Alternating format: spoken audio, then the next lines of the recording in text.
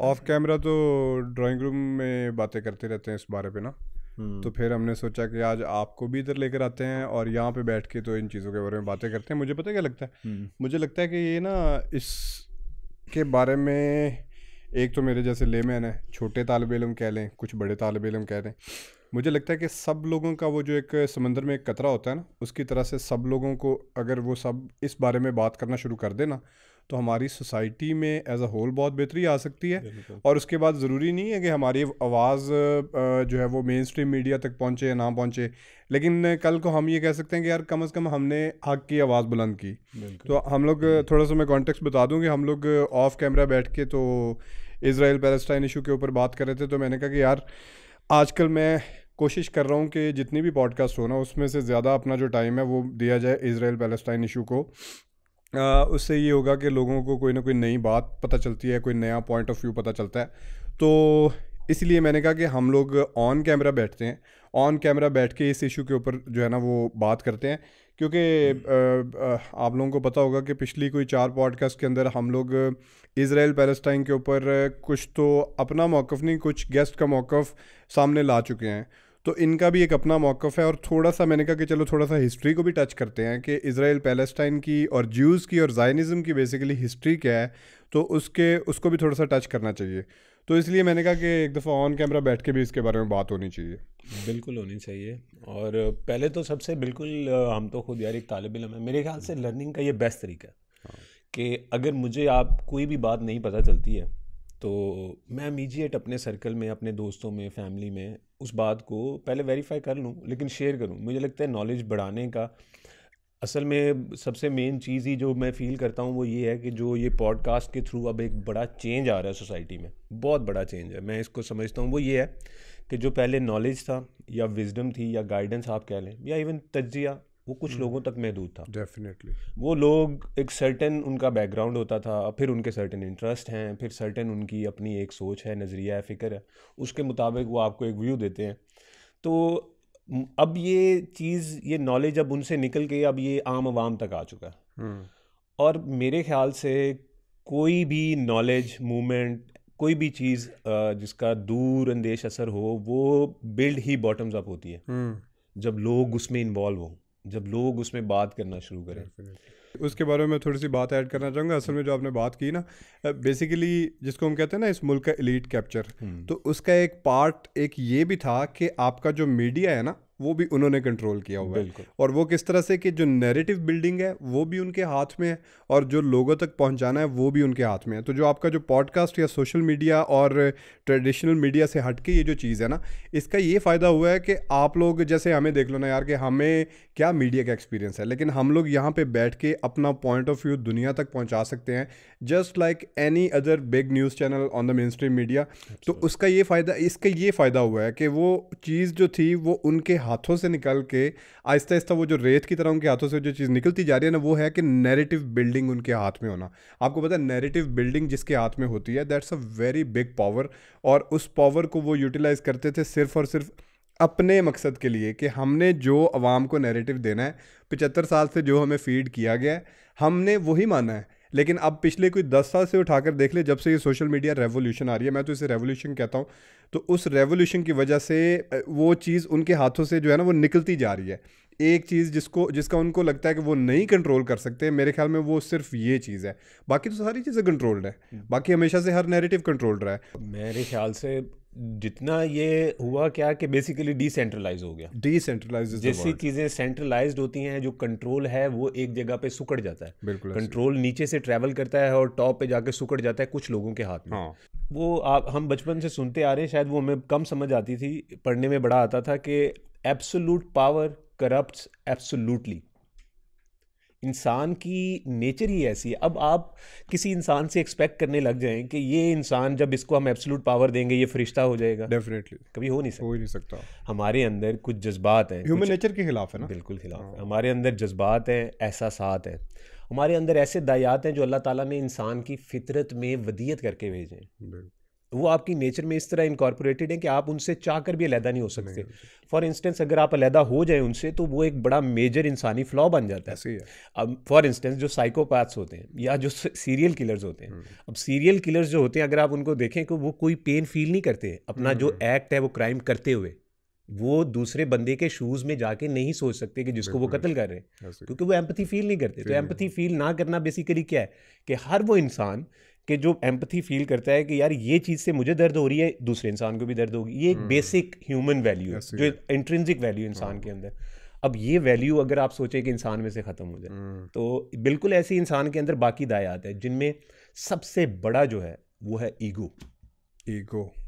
वो अल्लाह ताला ने जब इंसान का ये इम्तिहान दुनिया में बर्पा किया ना, तो डेमो दे के हमें हज़रत आदम के वाक़े से 2 चीज़ें बता दी कि ये 2 चीज़ें हैं जिनका आपका दुनिया में इम्तिहान होगा। उनको अल्लाह ताला ने एक सर्टेन पीरियड के लिए उस तरफ जाने से अभी रोका था, उनको एक जगह पे रखा, उनको कहा कि शैतान ने आके उनको यही बहकाया कि मैं आपको कोई ऐसी चीज़ ना बताऊं जिससे आपको उम्र दवाम मिल जाए, बिल्कुल यू लिव फॉर एवर।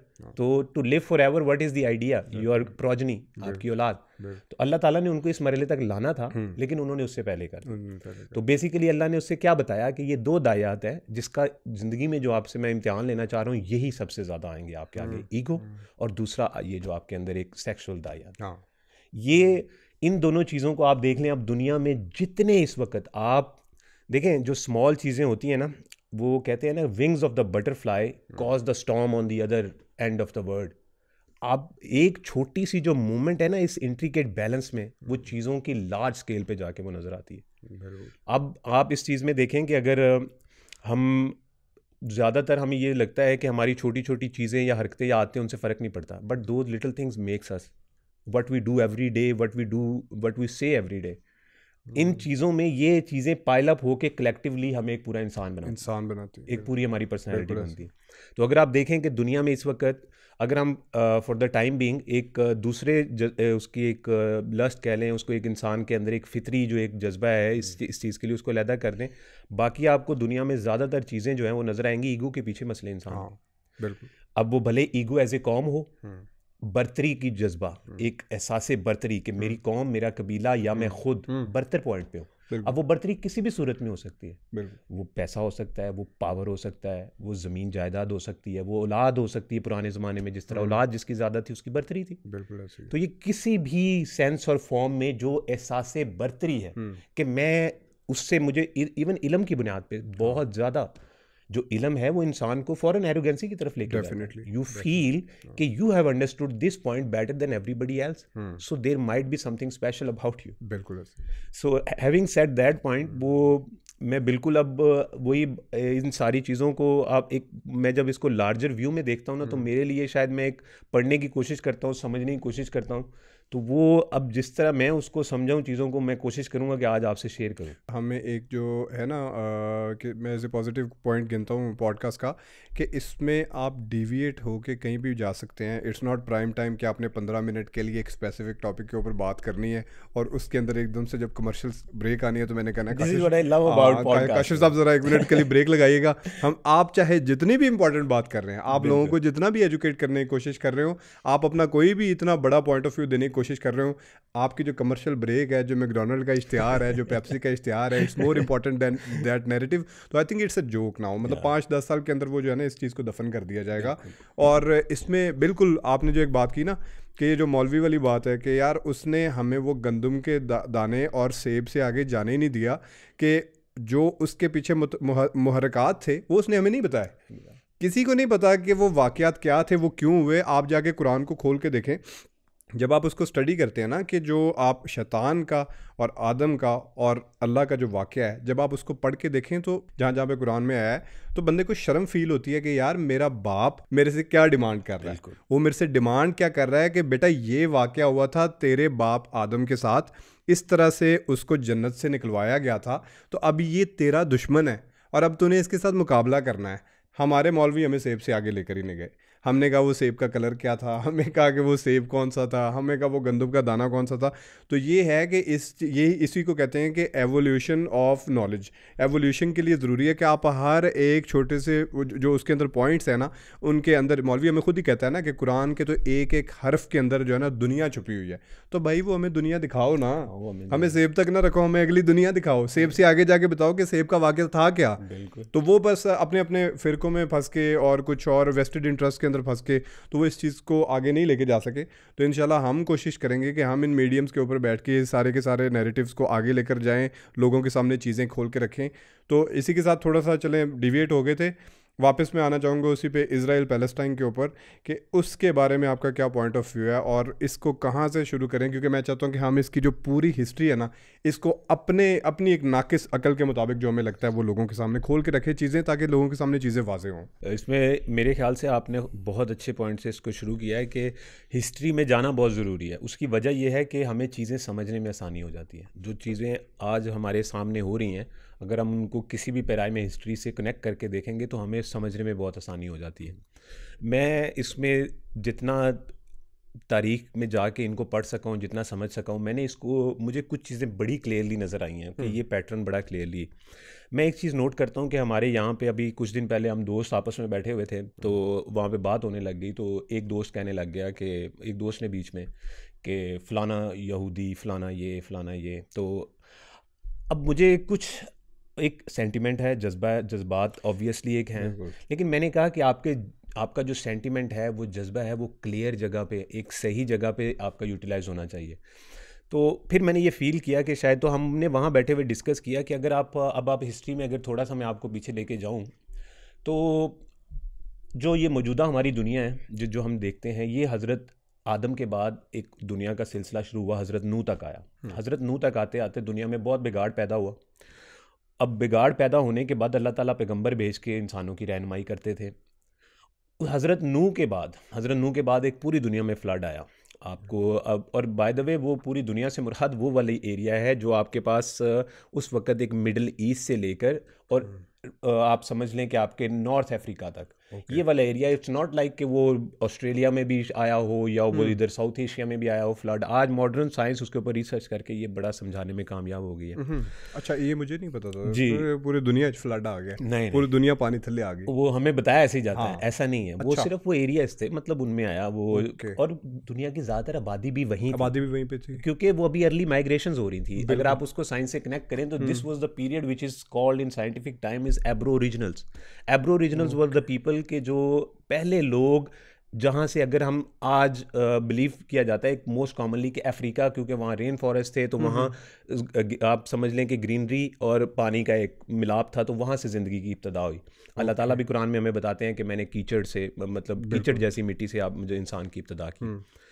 तो जहाँ से अर्ली स्टेज में जब हज़रत नूह की आप कश्ती से हम वो ले जाते हैं उसको, तो उसमें एक और बड़ी मिसकंसेप्शन, लोग समझते हैं सारी दुनिया के जानवर उसमें जमा कर लिए। वैसा भी नहीं था, जोड़ा। तो हाँ, वो ऐसा भी नहीं था। वो जो जानवर उधर लोकली अवेलेबल थे, उन्होंने अपनी ज़रूरत के लिए कि अगर मैं जब सैलाब थमेगा तो मुझे भैंस चाहिए होगी, मुझे गाय चाहिए होगी, मुझे ये चाहिए होगा। अच्छा, ये एक पॉइंट ऑफ व्यू है, क्योंकि मुझे ये लगा कि जोड़ा रख दिया ताकि वो आगे जाके रिप्रोडक्शन कर सके और नस्ल बढ़ सके। इसमें जो हमें ज़्यादा डिटेल मिलती है ना, बेसिकली देखें, एक है हिस्टोरिकल पर्सपेक्टिव, जब हिस्टोरियंस इसको लिखते हैं तो वो बिल्कुल और तरह से लिखते हैं।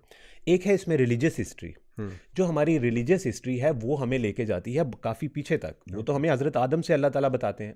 अब लोग समझते हैं कि वो कुरान में, तो फिर वो नहीं है इतनी। कुरान में तो सिर्फ कुछ जिक्र आता है कि ये हुआ, सिर्फ टच करके चला जाता है। तो अगर आप वो सारी हिस्ट्री पढ़ना चाहते हैं तो आपको बाइबल में जाना पड़ेगा। कुरान वो सारी हिस्ट्री तो नहीं बताएगा डेफिनेटली। अच्छा, बाइबल में वो ज़्यादा डिटेल से। अब बेसिकली बाइबल जो है, अब आप उसको समझें कि जो हिब्रू बाइबल है, जो यहूदियों की बाइबल है, ओके, असल बाइबल यहूदियों की थी। जो क्रिश्चियनिटी है वो एक बेसिकली यहूदियों का ही एक फ़िका है, वो उन्हीं से आगे एक निकली हुई चीज़ है। तो जो यहूदियों का आप समझें कि जो बाइबल है उनका कुरान है, और उनके कुरान की, ये उनका कुरान मैं कह रहा हूँ ताकि आपको समझने में आसानी हो। उनके कुरान में 5 किताबें हैं। उसको तोरा के अंदर बेसिकली 5 किताबें हैं। उनमें से जो सबसे पहली किताब है उसका नाम ही जेनेसिस है। जेनेसिस का मतलब होता है स्टार्ट। तो जो स्टार्ट है वो क्या है कि वो बताते हैं कि ये जो हमारी मॉडर्न दुनिया ये आदम से लेके यहाँ तक कैसे पहुंची। तो बड़ी पढ़ने वाली चीज़ है। हमारे मुसलमान देखें वो ये उसमें कंप्लीट डिटेल्ड उसमें आपको वो बताते हैं कि किस तरह हज़रत नूह कश्ती पे सवार हुए, फिर वो जब कश्ती जो आके रुकी, तो अब ये जो दुनिया है हमारी मॉडर्न ये वहाँ से शुरू हो गई। अब शुरू कैसे हुई कि हज़रत नूह के 3 बेटे थे, बिल्कुल, हाम, साम और याफिस। उनको जो अपनी ज़ुबान में वो कहते हैं हैम, शेम और जैफेट्स। ओके जी, तो अब हैम, शेम, जैफेट्स हम बड़ा सुनते रहे। अब हमें ये नहीं पता चलता था कभी भी, जब हम पढ़ते ही नहीं थे हमें पता ही नहीं था बाइबल। हमें तो मौलवियों ने यहाँ तक रखा हुआ था कि अपने फ़िरके से भी बाहर जाओगे तो ये जो तुम शिया की किताब या सुन्नी या देवबंदी या वहाबी की किताब भी पढ़ लोगे तो कोई गुनाह हो जाएगा, किसी की भी गुमराह हो जाओगे। बिल्कुल, तो तुम उस तरफ ही जाओ ही ना। तो बेसिकली जो टर्की का पॉइंट है, अगर आप इसको देखें तो ये एक सेंटर पॉइंट है कि एशिया से, यूरोप से और अफ्रीका का इसको ज्योग्राफिकली अगर आप देखें तो बिल्कुल एक सेंटर पॉइंट बनता है, जो बेसिकली कनान का इलाका है। कनान फ़लस्तीन का पुराना नाम है, बिल्कुल। जो फ़लस्तीन कनान है वो तो एग्जैक्ट सेंटर बनता है, इसीलिए उसको मिडल ईस्ट तो उसको इस वजह से पूरी दुनिया के वो दरमियान में वाक़ है, इसीलिए अल्लाह ताला ने उसको अपनी हिदायत का मरकज़ भी बनाया। अच्छा, you consider this the reason के कई लोगों का ये सवाल होता है ना कि मिडिल ईस्ट में ही भाई सब कुछ क्यों हो रहा था। ठीक है, जैसे आज वो बनती है ना एवेंजर्स टाइप मूवीज बनती है, तो हम सोचते हैं भाई ये सब कुछ अमेरिका में क्यों हो रहा है, कुछ पाकिस्तान में क्यों नहीं। इन्हीं के पास आके उतरते हैं, हमारे इधर नहीं आते, और ये बचा लेते हैं पूरी दुनिया, सारी दुनिया को बचा लेते हैं। बेसिकली ओके ठीक है। अब आप अगर देखें तो कितना वो क्लियर हो जाता है समझने में कि अब अल्लाह ताला इससे सवालों का जवाब मिल जाता है। इस सवाल का जवाब भी मिल जाता है कि जो प्रॉफिट सारे मिडिल ईस्ट में क्यों आए, इधर क्यों नहीं आया, इधर क्यों नहीं आया, क्योंकि उस वक्त आबादी यहाँ दुनिया का मरकज ही वो। तो इस वक्त जो दुनिया फैली है वो उसके बाद फैली है वहां से फिर लोग माइग्रेट होकर ट्राइब्स डिफरेंट जगहों पे निकलते गए। अब बेसिकली आपको मैं माइग्रेशन इनकी बताता हूँ, वो भी अब यहाँ से स्टार्ट हो जाएगी। अब जो सबसे पहले बेटे थे हाम बेसिकली डार्क स्किन थे, काला आप कह लें। ओके, तो वो सबसे पहले टर्की से नीचे की तरफ उतर आते हैं अफ्रीका की तरफ। और ये कीप इन माइंड, ये वो अपनी मर्जी से नहीं कर रहे थे कि मैं इधर जा रहा हूँ, मैं इधर जा रहा हूँ, 3 बेटे आपस में लड़ पड़े ना। ये अल्लाह ताला की ऐन मईशत थी। अल्लाह ताला हज़रत नूह से उनको बताया कि ये अपने 3 बेटों को किस तरह आबाद करो।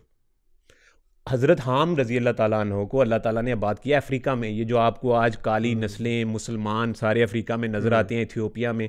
अब जो सबसे पहले जो इनको कहते हैं हामी नस्लें, हैमाइट्स, जो हैमाइट्स थे, जो हामी नस्लें थीं, उन्होंने बेसिकली सबसे पहली जो हमारी नोन अब हिस्ट्री में हमारे पास 5000 साल की रिकॉर्डेड रिटन है, उससे पहले कितना ही है बस, बिल्कुल। तो जो हमारे पास हैमाइट्स जो नस्लें हैं वो सारी ब्लैक अफ्रीकन नस्लें हैं। जो सबसे पहली अर्लीस्ट किंगडम्स हैं वो उन्होंने बनाई थी। आप अगर देखें kingdom of Ethiopia, kingdom of Mali, पुरानी जितनी भी वो सारी, ज़्यादातर लोगों को पता ही नहीं है कि अफ्रीका के अंदर बहुत बड़ी बड़ी किंगडम्स होती हैं। दे वर वेरी रिच पीपल। मतलब जो आपकी इजिप्ट है ना, जहाँ से आपकी बेसिकली आप मेसोपोटेमियन, बेबीलोनियन, ये सारी आपकी सिविलाइजेशंस उठी, जिन्होंने ये मॉडर्न सिविलाइजेशन की क्रेडल, बाय द वे लोग भूल जाते हैं हमारी सिविलाइजेशन इंडस को, जो इंडस सिविलाइजेशन थी वो भी इन्हीं के पैरेलल चल रही थी, एक ही टाइम था। जो हड़प्पा थी वो 3500 साल पहले चल रही थी, और सेम टाइम पे मेसोपोटामिया और बेबीलोनियंस ये भी उसी टाइम पे चल रही थी। तो जो हैमाइट्स थे इन्हीं से ही आगे कुछ लोग निकल के आगे, जो इजिप्शियन आपको फेरोवाज और वो सारे वो इन्हीं की एक्सटेंशन थे। अगर आप उनको देखें तो इजिप्ट कहाँ पे है, आप ये उसको कनान और इजराइल का एरिया देखें, वो नॉर्थ अफ्रीका का बिल्कुल। जो इजिप्ट है वो बेसिकली मिडिल ईस्ट में नहीं है, वो अफ्रीकन कंट्री है, अभी भी अफ्रीका में है वो। बिल्कुल। तो वो क्योंकि हमारे लोग बड़ा इसको भी बड़ा वो समझते कि वो क्योंकि इजिप्ट में मुसलमानों का काफ़ी आना जाना ताल्लुक बन गया। सिनाई के बाद इजिप्ट शुरू हो जाता है ना, तो वो फिर सारे का सारा वो जो है, इवन सिनाई भी उसी के अंदर ही आ जाता है, लेकिन ये है कि वो अफ्रीका शुरू हो जाता है। बिल्कुल, वो अफ्रीका सारा शुरू हो गया। तो ये थी हैमाइट्स नस्लें। अब अल्लाह ताला कुरान में आप एक जगह आपको बताता है कि मैंने दुनिया की सारी कौमों को एक लाइन में लगाया हुआ है। और क्यों लगाया हुआ है लाइन में? मैं उनको बारी बारी इस दुनिया का इक़्तिदार देता हूँ, इस दुनिया का नज़म। अब वो जो हैमाइट्स नस्लें थी वो पूरी दुनिया का नज़म चला रही थी, जितनी दुनिया उस टाइम हो सकती थी, बाकी तो और कोई कुछ था ही नहीं। उन्हीं के पास सिविलाइजेशन, उन्हीं के पास आज भी आप एक्सटिंक्ट जो एंशिएंट लैंग्वेजेस हैं, जो उनके आर्टिक्राफ्ट्स हैं, जो उनकी सिविलाइजेशन के बेशुमार और प्रॉस्पेक्ट्स हैं, वो आपको आज सारे रिकॉर्ड मिलते हैं, उनकी प्रॉपर डॉक्यूमेंटेशन हो चुकी हुई है। अब ये अल्लाह ताला ने बताया कि जिस तरह दुनिया की सारी कौमें मैं उनको इक़्तिदार के स्टेज पे लाता हूँ, वो अपना टाइम पूरा करती हैं और उसके बाद ज़वाल आता है और अगली कौम आ जाती है। और इस तरह फिर अल्लाह ताला ने बताया है कि हाम के बाद साम की बारी आएगी।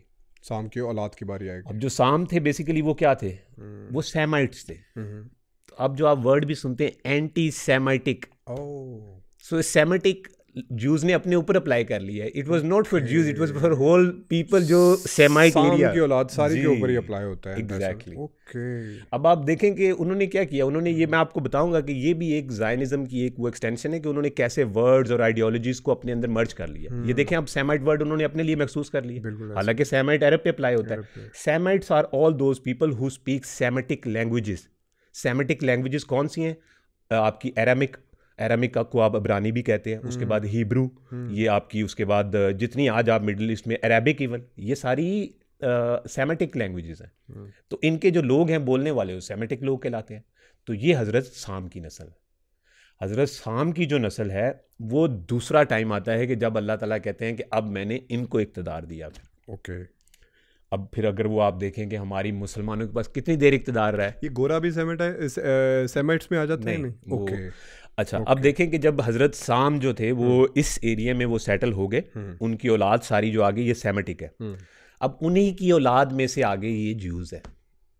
ओके। हमसे मुराद जो मिडिल ईस्ट का सऊदी अरेबिया, ये सारे ट्राइब्स, ये कबीले जितने भी हैं, इराक से लेके not Iran. This is very interesting. अच्छा, हालांकि वो there in the mist of it. या it is, but it is not, they are not Semitic people, they are. So basically क्या होता है, जब यहाँ पे आके साम की नस्लें आबाद होती हैं तो यहाँ से आप आगे एक मॉडर्न हिस्ट्री शुरू होती है, वो जो हिस्ट्री जिससे हम डायरेक्टली कनेक्टेड हैं। ओके। अब वहाँ पे क्या होता है कि अर्लियर जो सुमेरा, और आज से आप इसको कह लें कि 3500 साल पहले अल्लाह ताला ये फ़ैसला करते हैं कि अब जो मेरा दीन है, जो मेरी तौहीद का मरकज़ है, वो एक जगह होगी। ऐसे नहीं होगा कि अफ्रीका में भी एक मरकज़ बना हुआ है, पूरी दुनिया में भी एक मरकज़ होगा मेरी तौहीद का, कि जहाँ से मेरे दीन की दावत दी जाएगी, उसका ऐलान किया जाएगा। तो वो मरकज़ अल्लाह ताला ने चुना कनान का इलाका, फ़लस्तीन का पुराना नाम। अब ये जो पूरा फ़लस्तीन का इलाका है, जो फ़लस्तीन से लेके ऊपर जॉर्डन तक भी जाता है, नीचे सऊदी अरेबिया तक आता है, और इधर यूफ्रेट्स रिवर दरियाए फ़रात तक आता है, ये पूरा इलाका, इसको अल्लाह ने कुरान में कहा है अर्ज़े मुक़द्दसा।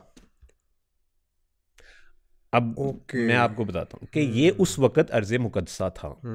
अब इसकी अल्लाह ताला ने फिर क्या कहा, अल्लाह ताला ने हुक्म दिया इनको कि बेसिकली जो ज्यूस जिनको आप कहते हैं, ये तो बड़ी बात की टर्म है, ये वो लोग थे जो सेमेटिक लोग थे, जो हज़रत इब्राहीम का जो आप वाक़या सुनते हैं कि जैसे वो अपनी कौम से निकले, फिर उन्होंने पूरा सफ़र किया। जो हज़रत इब्राहीम का सफ़र है वो कहाँ से है? वो बेसिकली इराक में जो कूफा से 15-20 किलोमीटर बाहर एक इलाका है उर का, वहाँ से लेके वो पूरा सफ़र करके दरियाए फ़रात से लेके ऊपर यूफ्रेट से ट्रांस जॉर्डन, मोरक्को, बीच में सीरिया, आपका सारा इलाका होते होते वो यहाँ तक आए। ये उनकी जर्नी थी हज़रत इब्राहीम की। हज़रत इब्राहीम को अल्लाह की तरफ से हुक्म था कि आप इस कनान के इलाके में को जाके आबाद करवाएं।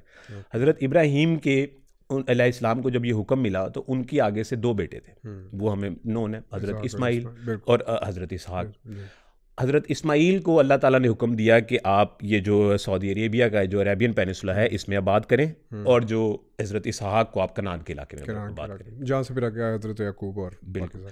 अब जो कनान का इलाका है, आप समझें कि पहले जो अल्लाह ताला ने कहा कि जो मेरे अब दीन की ज़िम्मेदारी है वो हज़रत इसहाक की औलाद को दी जाएगी, हज़रत इस्माइल की नहीं। तो हज़रत इस्माइल को आबाद किया, वो उन इलाकों में तौहीद का काम करते रहे, जो जहाँ पे खाना काबा आप देखते हैं, इन इलाके में यहाँ पे कबीले थे जिनमें से सारे आपको कुरैश मक्का और ये सब मिलते हैं, ये सारे कबीले वहाँ पे आबाद थे, दूर दूर अरब में सारे। तो इनकी तरफ वो तौहीद का काम करते रहे। कनान के इलाके में जब अल्लाह ताला ने इनको हुक्म दिया तो तब जो तौहीद का मरकज़ बनाना था अल्लाह ने, तो उसकी इलाके की तकदीस करानी थी कि वहाँ बुत परस्ती ना हो, वहाँ पे शिरक ना हो, वहाँ पे कोई और दीन नहीं हो सकता, क्योंकि ये इलाका अल्लाह के लिए ख़ास है ना, अल्लाह की तौहीद का मरकज़ है। तो ज़िम्मेदारी जूस के ऊपर दी कि आप इस इलाके को साफ़ करें, तकदीस करें, अगर आपको जंग भी लड़नी पड़ती है यहाँ कौमों को खाली कराए। बनी इसराइल बाद में आता है। बनी इसराइल इस तरह आता है कि वो बनी इसराइल इसको वो इसलिए कहते हैं कि हज़रत इसहाक के 2 बेटे थे, या हज़रत याकूब और हज़रत ईसाऊ। अब लोग हज़रत ईसाऊ को जानते ही नहीं है, क्योंकि इवन ज्यूज़ उसको मेंशन भी नहीं करेंगे। मैं आपको बताता हूँ क्यों नहीं मेंशन करेंगे। अब जो हज़रत ईसाऊ और हज़रत इसहाक थे, आगे जो हज़रत याकूब, जो जेकब जिनको वो हज़रत याकूब कहते हैं, इनके 12 बेटे थे। सो अब उन बेटों में अगर आप देखें तो हज़रत याकूब की 2 बीवियां थी, हज़रत लिया और हज़रत रुकैया, रेचल, हज़रत रेचल और लिया। तो उनके आगे हज़रत लिया के 6 बेटे थे और हज़रत रेचल के 2 बेटे थे, और 2 जो थे वो उनके कॉन्क्यूबाइंस से थे, और जो वो उस ज़माने में जो ऐसा रिवाज था। अब जो हज़रत लिया थी उनके बेटे थे सबसे बड़े रूबेन, उसके बाद सैम्यूल, उसके बाद तीसरे बेटे का नाम था लीवाई, चौथे बेटे का नाम था जूडा, जिनसे आगे आज आप जूडाइज्म देखते हैं। जूडा की औलाद में से ही आगे हज़रत सुलेमान, हज़रत दाऊद और हज़रत ईसा अलैहिस्सलाम, ये हज़रत जूडा की औलाद में से।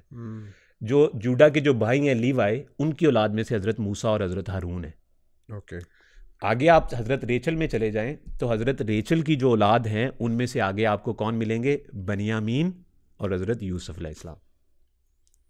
अब देखें कि अब ये हम इनको ज्यूस कह के गाली दे देते हैं, हम किन को गाली दे रहे हैं? हज़रत याकूब अलैहिस्सलाम की औलाद को, हज़रत यूसुफ अलैहिस्सलाम को, हज़रत बनियामीन जिनके नाम पे बनियामिन नेतन्याहू है, ये उनका नाम यूज़ कर रहे हैं, बनियामिन, बेंजामिन कह देते हैं इसको, तो वो इंग्लिश में इसको बेंजामिन कह देते हैं, वैसे हमारे वो उर्दू में बनियामीन। तो वो ये हज़रत इनकी बेसिकली औलाद है। अच्छा, अब जहाँ से हिस्ट्री शुरू होती है ना वो बड़े मज़े की है। अब जो ज्यूज़ है ना ये कभी भी फाइटर नहीं रहे, they have never been a warrior।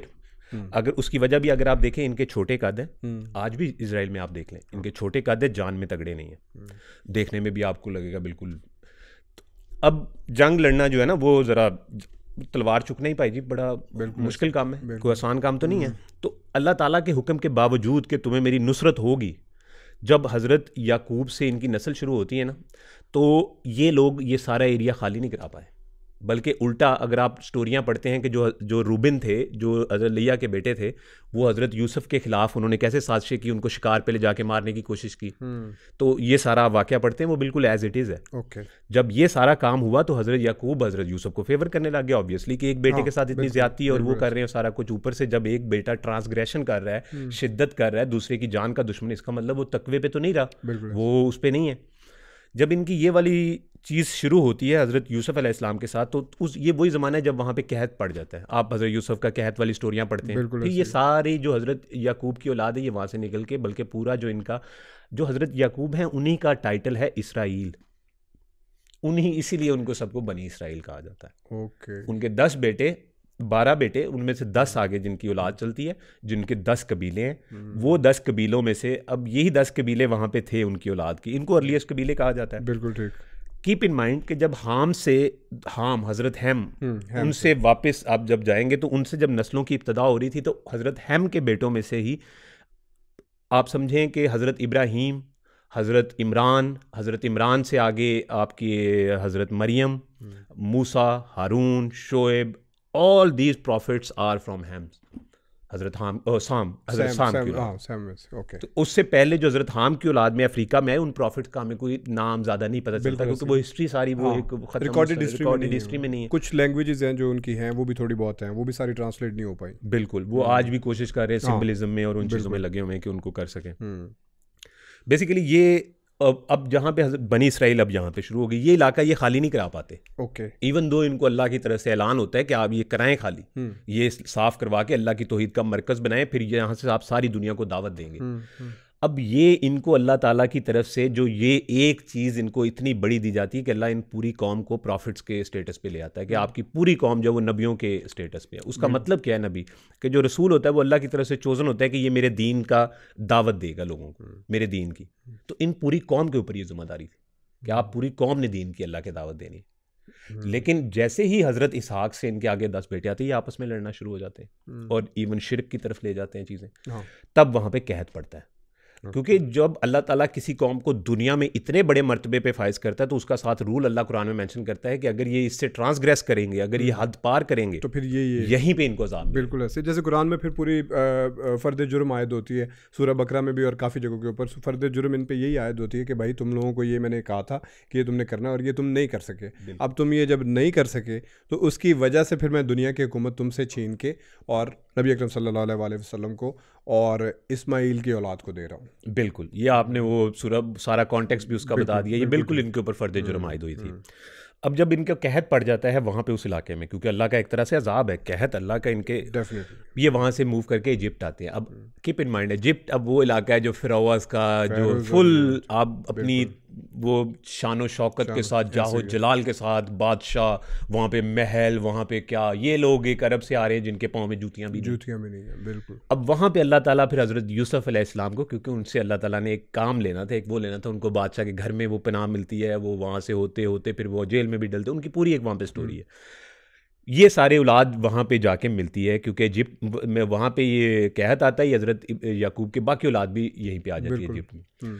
अब ये वो इलाका है, हज़रत यूसुफ इनको माफ़ कर देते हैं और इसके बाद ये वहाँ पे आके बसना शुरू, बिल्कुल, ये वहाँ वो इनको कर देते हैं और ये उनके साथ बेन्यामीन को वो रखते हैं अपने पास, वो सारी। अच्छा, उसके बाद ये सारे इजिप्ट में बसना शुरू, जी, इसके बाद ये इजिप्ट में बस जाते हैं, क्योंकि वहाँ तो कहत होता है। अब आप यहाँ पे आपको पता चलेगा फिर इजिप्ट में क्या होता है। इजिप्ट में ये लोग बसते हैं तो ये आहिस्ता आहिस्ता वहाँ पे भी खराबियाँ करनी शुरू करते हैं। अब खराबियों का क्या करते हैं वहाँ के लोकल लोगों के खिलाफ, क्योंकि ये उनसे तो ये क्यों, क्योंकि इनके दिमाग में ये बात थी कि हम सुपीरियरिटी कॉम्प्लेक्स, कि हम चोजन है, और वो भी अल्लाह की तरफ से, क्योंकि वो अल्लाह ने उनको बार बार कहा हुआ है कि भाई तुम लोग चोजन हो, आप चोजन तो उस चीज़ का सुपीरियरिटी कॉम्प्लेक्स, बिल्कुल ठीक। अब ये जो इजिप्ट है यहाँ पे फिर हज़रत मूसा अलैहिस्सलाम की बेइज्जत होती है। अब वो फ़िरौन के घर में परवरिश पाते हैं हज़रत आसिया रज़ी अल्लाह ताला अन्हा की वजह से। अब जो फ़िरौन, आपको पता है जो आप हमें तो बता देते ना, फ़िरौन इतना जालिम था, बच्चों को मारी जा रहा था, नहीं, वो भला किन के बच्चे मार रहा था, सिर्फ यहूदियों के। अब ये बड़ी यहाँ पे हमें लोग बताते नहीं है वो क्यों भला इनके मार रहा था। वो अगेन यहाँ पे अब आप चीज़ नोट करें, फ़िरौन और उसके लोग वो ये इस बात पे कायल हो रहे थे, क्योंकि ये यहूदी बड़े तेज़ हैं, ये इनके पास जो स्ट्रीट नॉलेज, दुनिया का नॉलेज है वो बहुत, इन्होंने सिस्टम स्टडी किए हैं, इनको पता चलता है। ये तब भी इन चीज़ों में इन्वॉल्व हो रहे थे, उनको ये डर था ये हमारी जॉब्स लेके जा रहे हैं in very short term, in very simple terms, कि ये हमारे ऊपर ये ज़्यादा यहाँ पे इनको ज़मीन मिल रही है, ये यहाँ पे अपनी वो कर रहे हैं। इस वजह से फ़िरौन ने आज तो इस हद तक आ गया कि इनके सारे बेटों को मारो, जो बेटा पैदा हो लड़का उसको मार दो, ताकि वो इनकी नस्ल कम हो, बराबर हो थोड़ा। बिल्कुल ठीक। अब ये वो टाइम है जब हज़रत मूसा एक इजिप्शियन को मार देते हैं, मतलब क्योंकि वो एक यहूदी को मारता है, कीप इन माइंड, वो एक यहूदी को कत्ल करता है, तो हज़रत मूसा उसको मार देते हैं। अच्छा। फिर हज़रत मूसा जाते हैं, पैगंबर बनते हैं, वापस आते हैं, आके अपनी कौम को यहाँ से निकालते हैं। वो उसकी पूरी एक लंबी स्टोरी है यहाँ से निकालने की। अल्लाह की तरफ से हुक्म आता है, जब ये इज़राइल वहाँ पे आबाद थे, तो अब जैसे मस्जिदुल अक्सा है, उसको हमारा पहला किबला अव्वल तस्वर किया जाता है। ये मेरी नज़र में ये बड़ा एक छोटी सी चीज़ है किबले से, तो मतलब आप अब जब इजिप्ट में ये लोग आबाद थे तो तब कुरान में लिखा हुआ है कि जो किबला था वो हज़रत मूसा और हज़रत हारून का घर था, तो उनकी तरफ मुंह करके नमाज पढ़ो। किसको किबला कहोगे, वो तो बड़ी दफा चेंज करते आगे आप जाएंगे तो जब वो सफ़र कर रहे थे, जब वो सिनाई डेजर्ट में, तो जो उनके पास संदूक था जिसमें वो कुछ उनके पास चीज़ें थी और वो थे, उसकी तरफ मुंह करके वो, बिल्कुल ऐसे। तो उसके बाद वो यहाँ पे आगे अल्लाह ने कहा कि अब यहाँ पे तामीर करो। फिर उसके बाद अगर आप नोट करें तो जब मोहम्मद सल्लल्लाहु अलैहि वसल्लम के साथ वाक़या होता है तो अल्लाह ताला बीच नमाज के हुक्म देते हैं कि किबला चेंज करो, उधर किबला चेंज करो। तो फिर उसका बताते हैं बाद में कि ये मैंने इसलिए कहा था कि मैं देखना चाहता था कि इनकी वाबस्तगी उस पहले किबले से थी, तो मैं देखना चाहता था कि ये मोहम्मद की बात पे, मेरे पैगंबर की बात पे, अपनी कल्चरल चीज़ पे डटे रहते हैं या मेरे पैगंबर की बात, जैसे यहूदियों ने किया, वो अपनी कल्चरल चीज़ों पे डट जाते थे। तो उन्होंने मोहम्मद सल्लल्लाहु अलैहि वसल्लम के कहने पे किबले की तरफ, वही वो उनका सुपीरियरिटी कॉम्प्लेक्स था ना, वो फिर वही बीच में आ जाता है कि किबला चेंज करने में भी कई मुहर्रकात थे। वैसे अगर आप वही कुरान को उठाकर देखें तो उसमें हज़रत इब्राहिम ने तो कितनी देर पहले आके तो मक्का को किबला बनाया था, उसको आबाद किया था और उसमें जाके कंस्ट्रक्शन सारी की थी।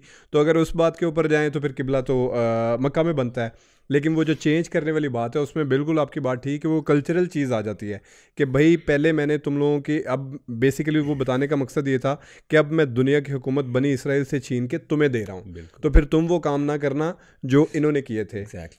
थोड़ा सा डिविएट हो जाते हैं। मुझे ना एक चीज़ बार बार याद आती है कि जब भी सूरह बकरा को पढ़ के देखते हैं ना, तो उसमें जो बनी इसराइल के ऊपर फ़र्द जुर्म आयद हो रही होती है और उसमें कई चीज़ें होती हैं, ऐसे लग रहा होता है कि अल्लाह उनसे नहीं हमसे बात कर रहा है, बिल्कुल हमारे आलमों के बारे में बात कर रहा है, हमसे बात कर रहा है कि फॉर एग्जांपल कि तुम्हारे जो आलिम हैं वो इस तरह की चीज़ों के अंदर मुलव्विस हैं, वो मेरी आयतों को बेचते हैं, वो मेरी आयतों को बेचते हैं, गलत करके पेश करते हैं, और वो कहते हैं कि जो जन्नत है उसके वाली वारिस तो हम ही हैं।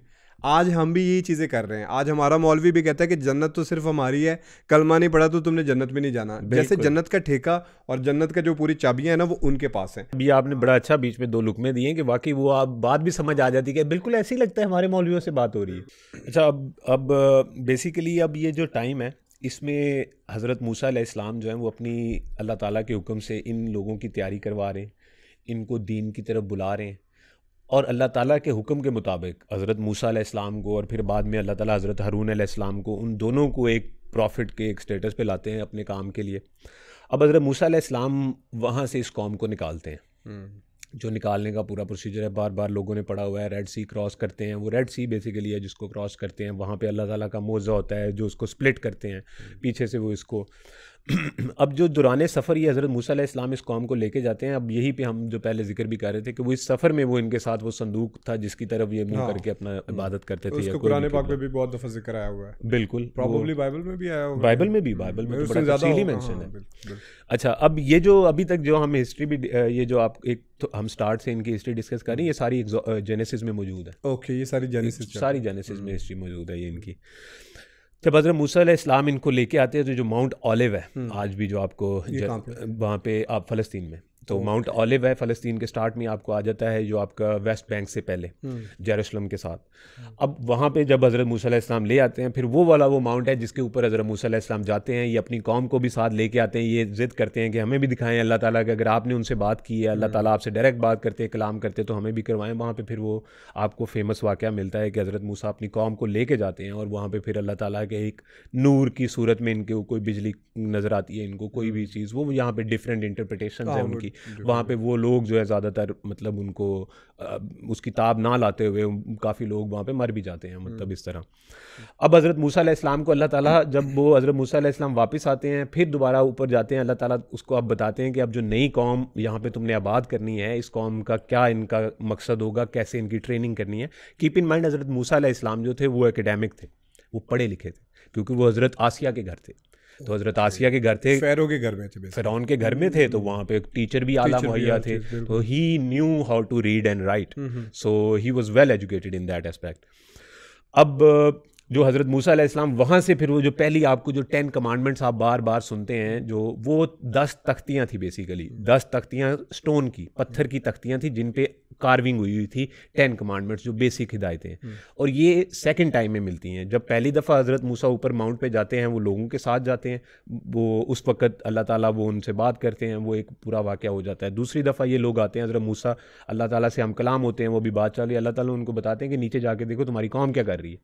तो वो वापस आते हैं, तो वहाँ पे वो हज़रत हारून का हमें वो जो गोल्डन बछड़े का एक जिक्र मिलता है, गोल्डन काफ का, कुरान में भी मिलता है, वो ये था कि जिसको इन्होंने पूजना शुरू कर दिया। तो हज़रत मूसा वापस आए तो उनके हाथ में वो 10 तख्तियाँ थी, तो उन्होंने गुस्से से वो तख्तियाँ, अल्लाह ताला ने कहा कि मैं इस कौम पे अजाब लाने लगा। हज़रत मूसा ने कहा कि नहीं, मैं आप मतलब इस तरह, उन्होंने अल्लाह ताला से दरख्वास्त की कि मैं अपनी कौम को हिदायत के मैं इनकी कोशिश करूँगा। वापस आते हैं, इतने कौम को देखते हैं कि वो किस हालत में, अभी अल्लाह ने इन पे क्या करम किया है, इनको मन्नो सलवा उतारा है रास्ते में, इनको क्या क्या खाने को दिया है। जो मन्नो सलवा उतारने का वाक़या इन पे, वो भी बड़ा मज़ेदार वाक़या है। किस तरह वो लोग समझते शायद कोई प्लेट में पक के आ गए, नहीं ऐसे नहीं होता। कुछ लोग समझते हैं कि बस ऐसे वो मन्नो सलवा उतरा है तो ऐसे ऊपर से गिर रहा था, एकदम से खाने की बारिश हो गई थी। वो बेसिकली वो लोग उसको एक लिटरल मीनिंग में ले जाते हैं ना, कि वो जैसे अल्लाह, हम लोग हर चीज़ को लिटरल मीनिंग में लेते हैं ना। अब अल्लाह ताला जैसे वो कुरान में कहते हैं कि वो हमने मिस्र की फ़ौजों को उतार दिया। अब उतार दिया का मतलब ये नहीं कि नीचे ऊपर वाली जगह से नीचे उतार दिया, ये जुबान का असलूब होता है, इसका मतलब उस एरिया में, मतलब वो ऊपर नीचे डायरेक्शन नहीं है ये मतलब इट्स जस्ट अ कन्वेंशनल वो स्पीकिंग मेथड। अब हज़रत मूसा यहाँ पे वापस आते हैं अपनी कौम के अंदर, गुस्से से तख्तियाँ तोड़ते हैं, इस कौम को फिर वापस हज़रत मूसा इसकी तरबियत इसके सारा शुरू करते हैं। अब ये इनकी कौम हज़रत मूसा से दरख्वास्त करती है, कीप इन माइंड ये कौन सा टाइम है, जो 3500 BC बिफोर क्राइस्ट, 3500 साल पहले हज़रत इब्राहीम की हिस्ट्री शुरू होती है, और ये वाला जो टाइम हज़रत मूसा तक आते आते 1000 साल पहले है। सही है, हज़रत 1000 BC 1000 BC जो हज़रत मूसा अलैहिस्सलाम की बेसत है, वो हज़रत ईसा अलैहिस्सलाम से 1000 साल पहले की। सही है। अब जब हज़रत मूसा इस कौम को आबाद करते हैं, तो उस वक़्त जब अब इनका फेमस जो किंग साउल, आप जो इज़राइल में आज भी उनके नाम पे बड़ी रोड भी वो भी होगा, वो पहले ये पूरी कौम हज़रत मूसा से दरख्वास्त करती है कि आप अल्लाह से दुआ करें कि वो हमें भी बादशाहत दे, हमें भी एक बादशाह नसीब करे, जैसे फ़िरौन है इजिप्ट के पास है, फ़िरौन उसका जाहो जलाल वो चलता है तो हज़ारों लोग पीछे जाते हैं, ये वो बेसिकली मायूब हो गए ना उनके वो उससे जाहो जलाल से। तो अल्लाह ताला तबसरा करते हैं, ये बाइबल में मौजूद है, तबसरा करते हैं कि क्या तुम्हें ऐसी बादशाहत चाहिए कि जिससे मतलब इंसान के ज़्यादा खदशा है कि वो मतलब इंसान ट्रांसग्रेस करेगा, हद से क्रॉस कर जाएगा अगर उसको बादशाह गुमराह होगा। तो ये कहते नहीं हमें फिर भी चाहिए। अब ये अल्लाह ताला की ऐसी लाडली कौम है, अल्लाह इनको फिर भी कहता है ये लो तुम्हें बादशाह। किंग साउल को हज़रत मूसा अलैहिस्सलाम अनॉइंट करते हैं, उनको एक तरह से अपना आशीर्वाद देते हैं, उनको अपनी मोहर सबत करते हैं कि आपको अल्लाह की तरफ से आप चोजन बादशाह। अब ये वो कॉन्सेप्ट है जहां से बादशाह अनॉइंट होता है। आज भी अगर आप देखते हैं किंग चार्ल्स बनता है तो बिशप आके उसको अनॉइंट करता है। ये वो प्रोसीजर है, ये वहां से स्टार्ट हुआ था।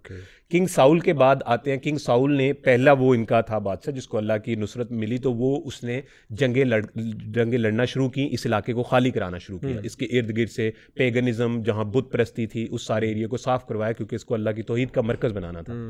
अब ये इनका अल्लाह का इनसे वादा था। जब ये हज़रत मूसा अलैहिस्सलाम इस कौम को निकाल के ला रहे थे तो अल्लाह का वादा था कि आप जब इस एरिए में आबाद होंगे तो आपको अल्लाह की नुसरत मिलेगी, इस दुनिया का इक़्तिदार, नेमतें आप लोगों को मिलेंगी। अच्छा, तो अब जो ये वो ज़माना है कि जब साउल जो इनके पहले बादशाह हैं वो जंगों का भी आगाज़ करते हैं, इस इलाके को साफ़ भी करना शुरू करते हैं पेगनिज़म से, मुख्तलिफ ट्राइब से, ताकि एक हुकूमत बने, एक वो बने जूस की, बिल्कुल बनी इसराइल की, अल्लाह के हुक्म के मुताबिक। अच्छा, कीप इन माइंड कि जब अब ये वो ज़माना है कि जब मैंने आपको बताया कि जो लिवाय हैं उनकी औलाद से हज़रत मूसा और हारून थे, जो हज़रत यकूब के बेटे थे। लिवाय की औलाद में से हज़रत मूसा और हारून थे। जो जूडा था उनकी औलाद से हज़रत सुलेमान, हज़रत दाऊद, और जो साउल बादशाह था वो हज़रत बिन्यामीन की औलाद से था। तो हज़रत बिन्यामीन और यूसुफ इजिप्ट, तो जो हज़रत यूसुफ की जो आगे से दो बेटे थे, मतलब उनके जो आगे दो ट्राइब वो इजिप्ट में ही रह जाते, उनका यहाँ नहीं आते, वो बनी इसराइल में नहीं आते। तो बिन्यामीन सुतेली माँ का बेटा, उससे किंग साउल, जूडा उसके बेटों में से हज़रत दाऊद। हज़रत दाऊद के ख़िलाफ़ साउल जो है वो बहुत ज़्यादा मतलब नफ़रत, गुस्सा और इस तरह की, क्यों, सौतेले भी पीछे से भी चला आ रहा है वो भी मामला। हज़रत दाऊद अलैहिस्सलाम अल्लाह के बरगज़ीदा पैगम्बर हैं, वो साउल की सपोर्ट भी करते हैं, उसको सारा कुछ करते हैं उसको। आखिरकार फिर वो वाक़या आता है, साउल का नाम बड़ा आपको आजकल भी हिस्ट्री में मिल रहा होगा इजराइल के तनाजुर में, कि साउल फिर वो था जिसने खुद जंग में खुदकुशी कर ली थी। अच्छा जी, अपनी तलवार से। उसकी क्या रीज़न? वो जंग हार रहे थे मतलब, तो बेसिकली उसने वो खुदकुशी कर ली। अब वो वहाँ से इस हज़रत दाऊद अलैहिस्सलाम को, बेसिकली हज़रत दाऊद अलैहिस्सलाम जब वहाँ से फिर इनके पहले किंग जो बड़े जाबर किंग बनते हैं, हज़रत दाऊद। अब हज़रत और नबी भी, बिल्कुल वो अल्लाह ताला के नबी हैं, और फिर बड़े वो ग्रैंडजोर वो एक बनते हैं कि किंगडम, पूरी इनकी किंगडम बनाते हैं पहली दफ़ा, फिर टेम्पल की तामीर करते हैं, फर्स्ट टेम्पल। अब हम पहुंच गए फर्स्ट टेम्पल पे, ये बड़ा इंपॉर्टेंट है बताना, क्योंकि अब ये जो वो फर्स्ट टेम्पल जो कहते हैं ना कि सेकंड टेम्पल, थर्ड, अब क्या कहते हैं कि थर्ड टेम्पल आके तमीर करना है, क्योंकि थर्ड टेम्पल की बात, अब वो थर्ड टेम्पल की बात, तो ये था वो फर्स्ट टेम्पल जो हज़रत दाऊद ने, ये हज़रत दाऊद ने बनाया। अच्छा, उसके पीछे भी रीज़न, मतलब उसके बारे में भी जो है ना खुल के थोड़ा सा बात करें कि बेसिकली क्या है टेम्पल, क्या है कि लाइक भी हज़रत दाऊद ने आके फ़र्स्ट टेम्पल तामीर किया और उसके बाद जो सेकंड टेम्पल है वो हज़रत सुलेमान ने तामीर किया। बेसिकली नहीं, हज़रत सुलेमान, इसी टेम्पल को मैं आपको बताता हूँ कि वो जो फर्स्ट टेम्पल ही था वो हज़रत दाऊद ने उसकी जगह रखी, इसको शुरू किया, तो मुकम्मल उसको हज़रत सुलेमान ने किया, फर्स्ट टेम्पल, और उसके बाद फिर सेकंड है, और उसके बाद अब थर्ड बनाना। उसके बाद क्या है ये टेम्पल गेम, क्या है जरा टेम्पल गेम? मैं इसके बारे में, जैसे मैंने आपको शुरू में अर्ज किया कि जो कनान का ये इलाका था, इसके लिए जो अल्लाह ने लफ्ज़ इस्तेमाल किया वो तकदीस का लफ्ज़, कि पाक करना, इसको साफ़ करें। तो जो तकदीस का अमल था, वो तकदीस बेसिकली अमल है किसी जगह को साफ़ करना अल्लाह की इबादत के लिए। बिल्कुल ठीक। तो जो हज़रत जहाँ पे हैकले, जो फर्स्ट टेम्पल है उसको हैकले सुलेमानी भी कहते हैं, टेम्पल ऑफ सोलोमन भी, हैकल टेम्पल को कहते हैं, इसलिए टेम्पल ऑफ सोलोमन कह देते हैं उसको, कि बेसिकली अब ये टेम्पल भी एक वो वर्ड है उसकी, बेसिकली एक मस्जिद थी, ओके, क्या इबादत गाह थी। ये बेसिकली एक हज़रत दाऊद अलैहिस्सलाम ने अल्लाह ताला की इबादत के लिए, ये एक इलाका था ख़ास मखसूस, मतलब जहाँ पे आज आप देखते हैं, जहाँ पे वो बड़ा सारा आपको गुंबद ऊपर नज़र आता है, और उसके साथ टेम्पल है जिसके आगे दीवार है, उसके अंदर जो हिस्सा है वो हिस्सा साफ़ है। उन्होंने अब दीवार यहाँ पे कर दी है, वो मैं आपको बाद में बताता हूँ, जिस दीवार के साथ खड़े होकर बिल्कुल वो ग्रेट वॉल जो है, वो मैं आपको बताता हूँ क्यों उन्होंने दीवार कर दी, वो भी आगे आ जाएगा। तो जब हज़रत दाऊद के बाद हज़रत सलमान थे, उनको अल्लाह ताला ने गैर मामूली, मतलब अल्लाह के बड़े बरगज़ीदा पैगम्बर थे, उनको बहुत गैर मामूली सलाहियतें दी। उसको जो हैकल का मतलब होता है ग्रैंडजोर, जाबर, बहुत बड़ा, तो वो उससे हैकले सुलेमानी, लोग समझते हैं शायद हैकल ही कोई चीज़ है, हैकल भी कोई चीज़ है। हैकल का मतलब ग्रैंडजोर होता है, बड़ा, तो सुलेमानी का मतलब सुलेमान ने बनाया, तो वो बेसिकली एक मस्जिद ही है।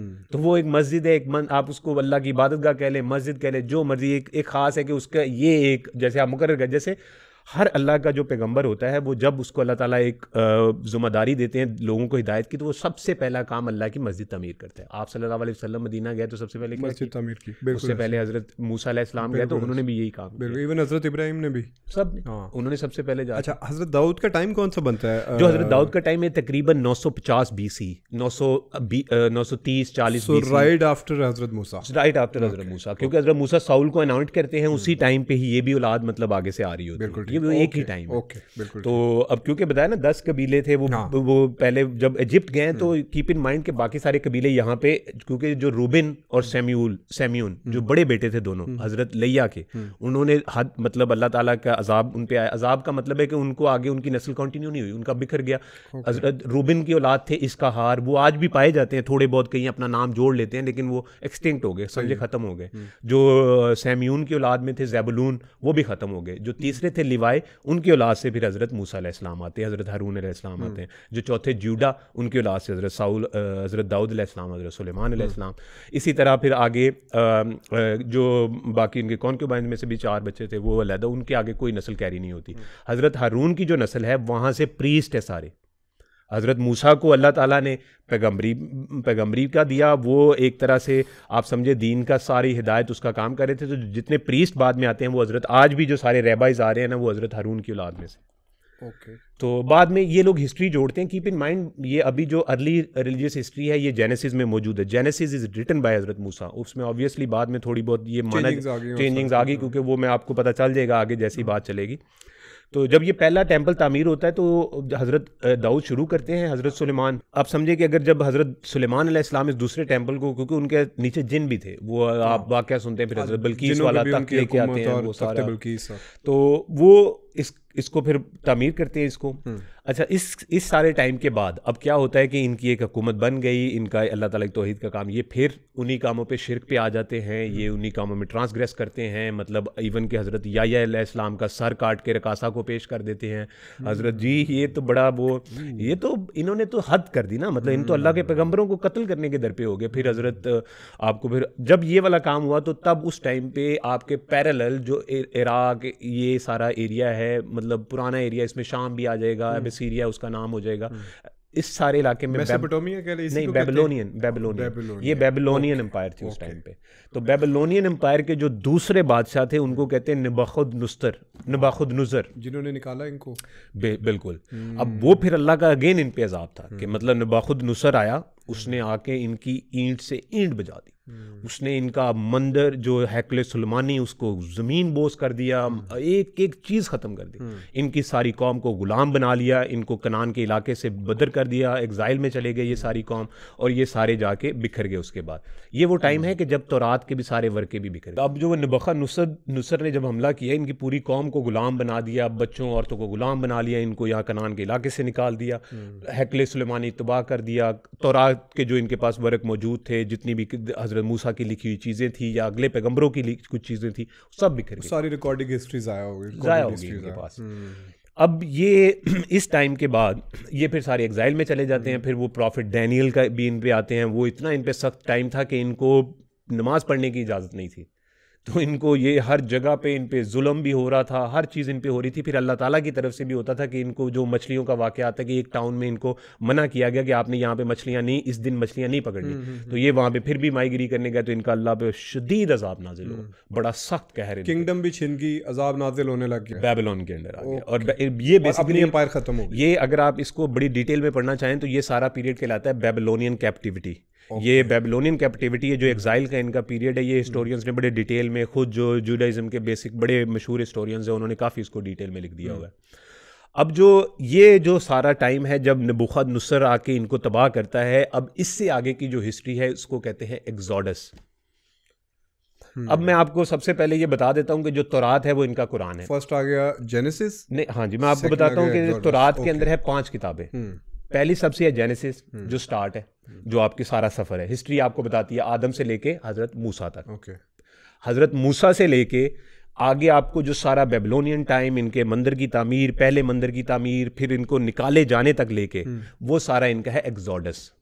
एग्जोडस हजरत सेकंड बुक में, सेकंड बुक में हजरत मूसा ने इनको निकाला इजिप्ट से, उसको कहते हैं एग्जोडस, अखराज करना, निकलना किसी जगह से, वो निकल के आए, ये सारा एग्जोडस में इनका गिवन है। अब थर्ड बुक इनकी आती है, उसको कहते हैं नंबर्स। अब नंबर्स क्या है, उसमें इनके रूल्स मेंशन होते हैं, इनको जंगों की हिदायत होती है, ये अपने डिफरेंट वो चीज़ें निकालते हैं, ये भी नंबर्स ये उस सारे टाइम के साथ साथ चलती आ रही थी फिर? जी जी बिल्कुल, ये चलती हुई आ रही थी ये सारी, क्योंकि इनकी हिस्ट्री भी है इसमें। मतलब टोटल 5 बुक्स हैं टोटल, ये तौरात की 5 बुक्स हैं। तौरात की 5 बुक्स और बाकी कौन सी दो? बाकी भी आएंगे। बाकी चौथी बुक है डिट्रोनमी तौरात की। डिट्रोनमी जो है उसमें हजरत याकूब के 10 बेटों की तफसील है कि वो कहाँ गए, क्या उनके कबीले बने, उनमें कौन से पैगंबर आए, वो क्या करते थे, उनके हिदायत क्या थी, ये सारी चीज़ उसमें है। अब आप फिफ्थ बुक कौन सी? डिट्रोनमी के बाद एक इनके और बुक थे लिवाइटिकस जो है वो अब कबीले के नाम पे है, जो हजरत मूसा का कबीला था, लेवाई, जो हजरत याकूब के बेटे थे, रूबन, सैम्यूल, लीवाई, थर्ड बेटे थे। उनसे आगे लीवाई में से हजरत मूसा हारून आए। तो उनकी सारी हिस्ट्री जो उनकी इजिप्ट में रहने की, उनकी तालीमात, उनके खुतबात, उनकी सारी चीज़ें वो इसमें, ये होगी तौरात। ये तौरात। ज़बूर क्या है? ज़बूर साम है, बेसिकली उसको साम कहते हैं। साम मैं आपको बताता हूँ कि वो आपको आगे जवाब मिलेगा इसका कि तौरात की होगी ये 5 बुक्स। उसके बाद आती हैं, आप उसको कहते हैं नवीम, वो इनकी बुक है। तौरात, नवीम, कैटवीम, ये 3 मेन चीज़ें। तौरात में 5, नवीम क्या है, वो इनके सारे प्रॉफिट्स, हज़रत आदम से लेके हज़रत आखिरी, आप समझे जो इनके आखिरी पैगंबर, वो तो अभी भी मानते हैं हमारे मसीहा ने आना है, तो हज़रत ईसा तक समझ लें, वो हज़रत ईसा को नहीं मानते, तो उससे पहले के जितने प्रॉफिट्स हैं, जितने सेंट्स, रैबाइज, उन सारों की वो हिस्ट्री उसमें है नवीम में। नवीम के बाद कैटोवीम आता है। कैटोवीम क्या है? कैटोवीम बेसिकली हिस्टोरिकल, सिर्फ historical accounts of profits of cents, जो उनकी हिस्ट्री है, ये इनको आगे उससे वो क्या निकालते हैं। अब अगर आप इसको समझना चाहें तो आप तौरात की जो 5 बुक्स हैं वो उनका कुरान है, कैटवीम और नवीम जो है वो उनकी हदीस है। जो आगे, अब इससे भी आगे उनकी 2 बुक्स आती हैं, उनको कहते हैं तालमूद, आप बड़ा नाम सुनेंगे, तालमूद और मिशना। जो तालमूद है बेसिकली वो उनकी फ़िक़्ह है, जुरिस्प्रूडेंस है, जो आगे फ़कीहों ने लिखी है, जो इमाम बुखारी ने, जाफ़र सादिक ने, इन्होंने आगे जैसे आपकी लिखी। जो आगे मिसनाक है वो आगे उससे भी अगली चीज़ है, जो रिवायतें हैं। तो मतलब उसमें जो अब एक आप कहें कि जो फ़िकी आए हैं, जो वो उनकी जो दीन के ऊपर जो समझ है, जो उन्होंने अपनी वो मसले बयान करते हैं, वो आगे उसमें मिसनाक में हिस्ट्री भी उनकी अपनी, हर जो रहबा आता है, जो उसकी अंडरस्टैंडिंग थी, वो मिसना में आती है कि ये चीज़ें मैंने दीन का हुक्म ऐसे समझा, जैसे उसको ऐसे। तो ये इनकी बेसिकली 3 मेजर कैटेगरीज हैं किताबों की जो डिवाइड करते हैं। फिर इनमें और भी आ जाती हैं सप्लीमेंट्री मटीरियल। अब जो आपका सवाल था कि साम्स कहाँ पे आती है? ज़बूर, साम ज़बूर को ही कहते हैं। साम या साम्स, उसको साम्स कहते हैं। साम का मतलब सहीफे, राइटिंग्स। तौरात का मतलब भी होता है टीचिंग्स, हजरत मूसा की टीचिंग्स को तौरात कहते हैं। जो साम्स है वो सहीफे है। साम जो नाजिल हुई थी वो हजरत दाऊद अलैहिस्सलाम पे हुई, तो वो बाद में आई ना तौरात से। तो जो वो बाद में आई, तो वो बाद वाली किताबों में आई। किस में आएगी? वो नवीम में आएगी। तौरात, नवीम जो प्रॉफिट्स की, और उसके बाद कैटोवीम जो उनकी हिस्ट्री प्रॉफिट्स की, और जो उनकी शरिया गाइडेंस। तो ज़बूर इज़ अ सेपरेट बुक या नहीं, वो उसी के अंदर है, नवीम के अंदर बस लिखा हुआ है कि ये हजरत दाऊद के सहीफे थे। अच्छा, एक क्वेश्चन कि इंजील के अंदर बेसिकली तौरात, ज़बूर, इंजील 3 बुक्स कह लें कि 3 अलग बुक्स हैं। बिल्कुल। और इंजील के अंदर ये तीनों बुक्स कंपाइल्ड नहीं है, इंजील एक सेपरेट बुक है। देखिए, हिब्रू बाइबल या हिब्रू कैनन, इंजील, इसको ओवरऑल सारी चीज़ को कह देते हैं, जिसके अंदर ये सारा कुछ आ जाता है। साम्स भी आ जाता है, तौरात भी। तौरात इज़ अ मेन जो हज़रत मूसा की टीचिंग्स है, साम्स जो हज़रत दाऊद की टीचिंग्स थी, अंजील ओवरऑल नाम है सारी चीज़ का, जिसको आप हिब्रू बाइबल कह दे। आगे उसमें से क्रिश्चियन बाइबल भी निकलती है, आगे से बाइबल के भी पार्ट्स हैं। बाइबल के भी आगे से पार्ट है। उसमें क्या पार्ट्स हैं कि जैसे हमारी शरिया में आगे मुहद्दिस हैं जिन्होंने हदीस की किताबें लिखी, या किसी ने और हमारे फ़िकी ने किताब लिखी, वो भी उसको बड़ा लोग उससे फिर मानते हैं, जैसे इमाम अहमद रज़ा बरेलवी की किताब। एक जो उसमें कुरान की हैसियत रखता होगा, वो तौरात, सिर्फ तौरात जो हज़रत मूसा की 5 किताबें। और बाइबल तो मैंने बताया ना कि इस पूरी चीज़ को बाइबल कह देते हैं। तौरात, कैटवीम, नवीम, मिशना, तालमूद, इस सारी को मिला लें तो ये हिब्रू बाइबल है। इसका मतलब क्रिश्चियन ये सारी पढ़ते हैं? क्रिश्चियन डिफरेंट फिरके डिफरेंट पढ़ते हैं, कुछ को मानते हैं, कोई प्रोटेस्टेंट कुछ तक मानते हैं, एंग्लिकन्स कुछ को मानेंगे, सारों की डिफरेंट वो है ना।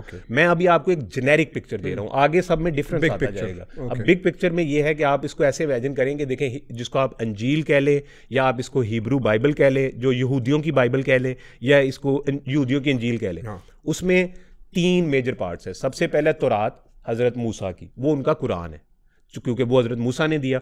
अब जो हज़रत मूसा के बाद जो आपके तौरात, इनका कुरान आ गया, उसमें 5 किताबें आ गई, एक्सोडस, जेनेसिस, ये आपकी मैंने जैसे बताया आपको जो भी सारी लिवाइस, बिल्कुल। इसके बाद जो नवीम और कैटोवीम आ गई। नवीम में आपको बताया प्रॉफिट्स, कैटोवीम में इनकी शरिया लॉ, उसके बाद तालमूद और मिशना जो आगे उन्होंने कैनोटेशन है, उनकी तफसीरें हैं, बेसिकली तफसीरें समझ लें कि जो उन्होंने आगे फ़िका समझ के आगे से इनके जो रिवाइज हैं, प्रीस्ट हैं, उन्होंने जो आगे लिखी हुई किताबें। अच्छा, इसमें जो अब ये इन 3 चीज़ों को, तौरात को, कैटोवीम को और मिशना को, इन तीनों को जो समझने वाले हैं, जो फ़िकी हैं, जो दीन समझने वाले हैं, वो जब बयान करते तो हर किसी के अलग बुक बन जाती थी, book of Joshua, book of saint फलाना।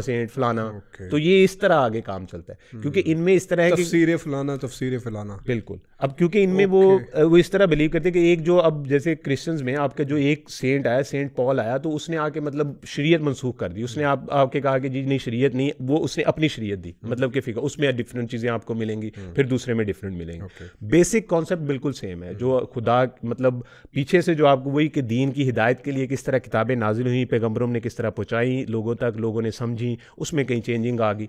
इसीलिए फिर कुरान ने, अगर आप गौर करें तो कुरान उन सारी चीज़ों को टच करता है जो ज़बूर में या इंजील तौरात में चेंज हो गई या हज़फ हो गई, ख़त्म हो गई, तो उनको जरूर टच करता है। लेकिन ज़्यादातर चीज़ें अभी भी जो एक्सोडस में सारी मौजूद हैं, वो उनको कुरान ने नहीं निगेट किया या कुछ कहा कि ये, जैसे मैंने आपको ये हिस्ट्री बताई, ये हिस्टोरियंस भी अब उससे एग्री करते हैं, हमें जेनेसिस सबको पढ़नी चाहिए, हमें सारी बुक्स पढ़नी चाहिए, ये अल्लाह ताला की तरफ से है। जो उनमें कहीं आप समझिए कि कुछ चेंजिंग आ गई, कोई चीज़ आ गई, आपको समझ लग जाएगी कि यार ये चीज़ पता चल जाएगा आपको। बिल्कुल।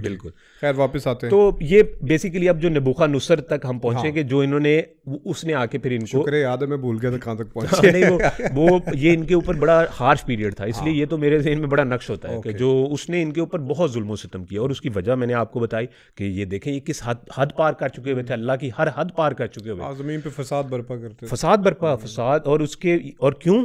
क्योंकि ये समझते थे कि हम मतलब ईगो, चोजन पीपल, हम वी आर द चोजन। अच्छा, अब ये जो आज भी अगर आप एक यहूदियों का, अब मैं इसको साथ मॉडर्न टाइम्स में भी जोड़ता जाऊं कि जो आप यहूदी आज भी आप सुनते हैं ना कि हम चोजन पीपल, चोजन, वो जो कुछ लोगों से आप सुनते हैं जो आइडियोलॉजीज में, वो बेसिकली वो इनका अल्लाह का वादा था इनसे कि आप जब ये ज़मीन तुम लोगों के लिए मखसूस होगी, बनी इसराइल के लिए, लेकिन वो वादा ख़त्म हो गया जब नबूखदनेस्सर ने आके तहस नहस कर दी। क्योंकि अल्लाह ने कह दिया कि तुम उस वादे पे खड़े नहीं रहे, तुम तौहीद पे खड़े नहीं रहे, तुमने फसाद बर्बाद, तो वो वादा खत्म हो गया। अब जो वो मस्जिद वाली जगह है, मस्जिदुल अक्सा, अक्सा कहते दूर, मस्जिद कहते इबादत की जगह, मस्जिदुल अक्सा दूर की मस्जिद, तो वो जो जगह थी या बाकी जो हैकल की जगह थी, ये सारी जगह मस्जिद, जिसको अल्लाह या किसी पैगंबर ने तकदीस कर दिया है ना कि ये मस्जिद किसी स्ट्रक्चर का नाम नहीं होता, ज़मीन का कहते हैं, ज़मीन, ये ज़मीन पाक होगी ये नमाज के लिए, तो वो ज़मीन क़यामत तक पाक ही रहेगी। मस्जिद अक्सा की ज़मीन है, वो मस्जिद की ही ज़मीन, बिल्कुल। ये चीज़ बड़ी समझने वाली है इसमें, इसीलिए मुसलमानों के जज्बात बड़े हर्ट होते हैं जब वो मस्जिद अक्सा पे आके हमले करते हैं, उस पर क्या क्या नहीं करते। तो जब नबूखदनेस्सर ने इन पे ये सारा किया, फिर इनके डैनियल प्रॉफिट इन पे आते हैं, वो आके इनकी कौम को मतलब वापस इनकी थोड़ा हिदायत की तरफ इनको लेके आते हैं। ये ज़माना वो है जब पर्शियन एम्पायर में से साइरस द ग्रेट, जिसका बड़ा नाम सुनते हैं, वो फिर हमला करता है जेरूसलम पे। वो आता है, आके जेरूसलम पे कब्जा करता है और यहूदियों को, इनका एग्जाइल खत्म करता है, इनको वापस बुलाता है। पर्शियन साइरस आके, मतलब वो इनको आके यहूदियों को दोबारा इनकी आबाद कराता है, ना सिर्फ इनको आबाद करता है, इनको दूसरा मंदिर भी तामीर करके देता है। अब आगे सेकंड टेम्पल, अब हम आगे, अब ये जो सेकंड टेम्पल है, ये है 560 साल हजरत ईसा की पैदाइश से पहले, 560 BC में पहुंच गए हम लोग। 1000 से शुरू हुए थे हजरत मूसा से, हम शुरू तो मूसा से शुरू हुए 1000 से, अब हम आ गए 560 BC पे, बिल्कुल बिफोर क्राइस्ट पे, और तब तामीर हुआ सेकंड टेम्पल। इसके ये किसने किया? ये साइरस द ग्रेट। ओके, अब इसका आपको लोग पूछेंगे और मैं भी पूछूंगा कि क्या वो ज्यू थे? अब क्या वो साम की औलाद थे? नहीं, वो थे जो, ना ही वो साम की औलाद में से हैं, वो हज़रत याफिस की औलाद में से हैं। अब हम ये हिस्ट्री में पहुंचे थे, हाम की नस्लें काली अफ्रीकन नस्लें, साम की नस्लें ये सारी मिडिल ईस्टर्न नस्लें जो इनकी एम्पायर सारी, याफिस की नस्लें वो हैं जो इस सारे इलाके से ऊपर से जॉर्डन से होती हुई रशिया में, ईरान में, जापान में, यूरोप में, जर्मनी में, ये सारी यहाँ से गए याफिस की नस्लें। आंखों के सामने माइग्रेशन है यूरोप में, चाइना भी यहीं से, वो जापान से ही आगे लोग चाइना में गए। अब जो हजरत याफिस के बेटे थे उनमें से एक बेटे का नाम था गॉग, जिसको याजूज कहते हैं, और मैगॉग जिसको माजूज कहते हैं। फिर उसके बाद जो मॉस्को है जो रशिया का, वो हजरत उनके बेटे थे, उसका नाम था बास्को। फिर उसके बाद जो जापान है, ये हजरत याफिस के बेटे थे यावान, उनका नाम था, यावान के नाम पे जापान है। आप इस तरह जाते जाएंगे आपको सारे ये मिलते जाएंगे कि ये प्रॉफिट्स की औलाद है। जो पर्शियन है, इसलिए आप देखते हैं कि ईरानी जो हैं, मतलब इनका ज़्यादातर कल्चर भी और इनकी ज़्यादातर जो इनकी, आप इनको जरा कंपेयर करके देखें, ये सेमाई नस्लों से मिलते ही नहीं, गोरों से मिलते जुलते, अमरीकियों से ज़्यादा मिलते, रशियन से, इनसे, ये यूरोपियन से, जर्मन से, जर्मन, रशियन, ये सारे, ये मंगोलियन इवन, ये सारे वो खिता है। ये हजरत याफिस की एक औलाद में से सारे लोग इधर चले गए। जो गॉग मैगॉग वो ऊपर जापान की तरफ चले गए, वहीं से आगे होते होते चाइना में, एंशिएंट हिस्ट्री में। तो ये सारी हजरत याफिस की औलाद है जो यूरोप में, सेंट्रल एशिया में फैली हुई है। अब जिनके बारे में कहते हैं कि वो एक दीवार के पीछे छुपे हुए हैं और वो दीवार के ऊपर जो है वो सीमेंट करके, पता नहीं कौन सा नूरी सीमेंट है जो करके उनको छुपाया हुआ है। एक दिन उन्होंने वो दीवार को तोड़ना है और निकल के आना है और आगे दुनिया के फाटकों पे कब्जा करना है। उन्होंने लम्हे पा देना वो बेसिकली गॉग मैगॉग के बारे में, वो गॉग मैगॉग का बेसिकली वो जिक्र करते हैं। अब वो क्या कर रहे हैं, वो कुरान एक मेटाफोरिकली वो और हम फिर उसको लिटिल मीनिंग में ले जाते हैं, जो है वो सेम उसी तरह अगर कुरान ने कह दिया कि एक दीवार है, उसके पीछे वो छुपे हुए हैं, हमने दीवार तोड़ के निकलना है और निकल के तो फाटकों पे पिल पड़ना है। अब और हम उसी तरह लेते हैं। आप अगर उसको देखें तो उसी आयत में आगे अल्लाह ताला ने ये बताया हुआ है कि जो क़यामत की निशानियों में से बेसिकली एक निशानी है कि जब क़यामत का वक्त करीब होगा। ये एक हदीस कुदसी भी थी, उसमें आप सल्लल्लाहु अलैहि वसल्लम ने जिक्र किया क़यामत की कि जब कुर्बे क़यामत होगी तो कौन सी निशानियाँ जो पूरी हो जाएंगी। लोग बार बार पूछते थे कि क़यामत कब आएगी आप सल्लल्लाहु अलैहि वसल्लम से, तो आपने फरमाया कि क़यामत का मुझे भी उतना ही इल्म है जितना तुम्हें है कि अल्लाह ताला के अलावा किसी को पता नहीं है कि क़यामत कब आएगी। लेकिन उन्होंने, क्योंकि अल्लाह ताला के बरगज़ीदा आखिरी पैगंबर थे, तो उन्होंने बताया कि कुछ निशानियां हैं जो पूरी हो जाएंगी क़यामत आने से पहले। और वो इतनी खूबसूरत वो हदीस है, मेरे ख्याल से अगर हदीस के मजमूए में देखा जाए तो चंद हदीसें जो बहुत ज़्यादा सितारों की तरह रोशन है, वो उनमें से एक हदीस है। तो उसमें बेसिकली वो सारी निशानियां क़यामत की, वो बात दूसरी तरफ चली जाएगी, तो हम इसको इधर ही लेके आते हैं वापस। तो ये साइरस ने सेकंड टेंपल, अब आप देखेंगे साइरस जो है वो 500 साल आके वो उसने आके बेबीलोनियन को वो हराया उसने यहाँ पे साइरस ने, और फिर उसने सबसे पहले टेंपल की तामीर की। अब जो अभी जो मैंने आपको बताया था तौरात की 5 किताबें, फिर नवीम प्रॉफिट्स की, फिर उसके बाद कैटोवीम जिसमें वो प्रॉफिट्स, रबाए और डिफरेंट वो लोग जिनका जिक्र करते हैं। तो उस बुक में आगे से फिर आती है आपकी तालमुद और मिशना कि जो उनकी आगे से कैनोटेशन तफसीर जो आगे मजीद उनकी उसको फैलाती है। मिशना के अंदर साइरस का प्रॉपर एज ए मसीहा जिक्र किया हुआ है ज्यूज ने, क्योंकि जो साइरस थे वो ज्यूज के, अभी अगर आप मिशना खोल के देखेंगे तो उसमें प्रॉपर वो उन्होंने बताया कि हमारे लिए वो कितना बड़ा मसीहा था जिसने हमारा सेकंड टेंपल तामीर किया। मेरे ज़हन में एक और बात आ गई कि फिर तो इन लोगों को ईरानियों के शुक्रगुजार होना चाहिए।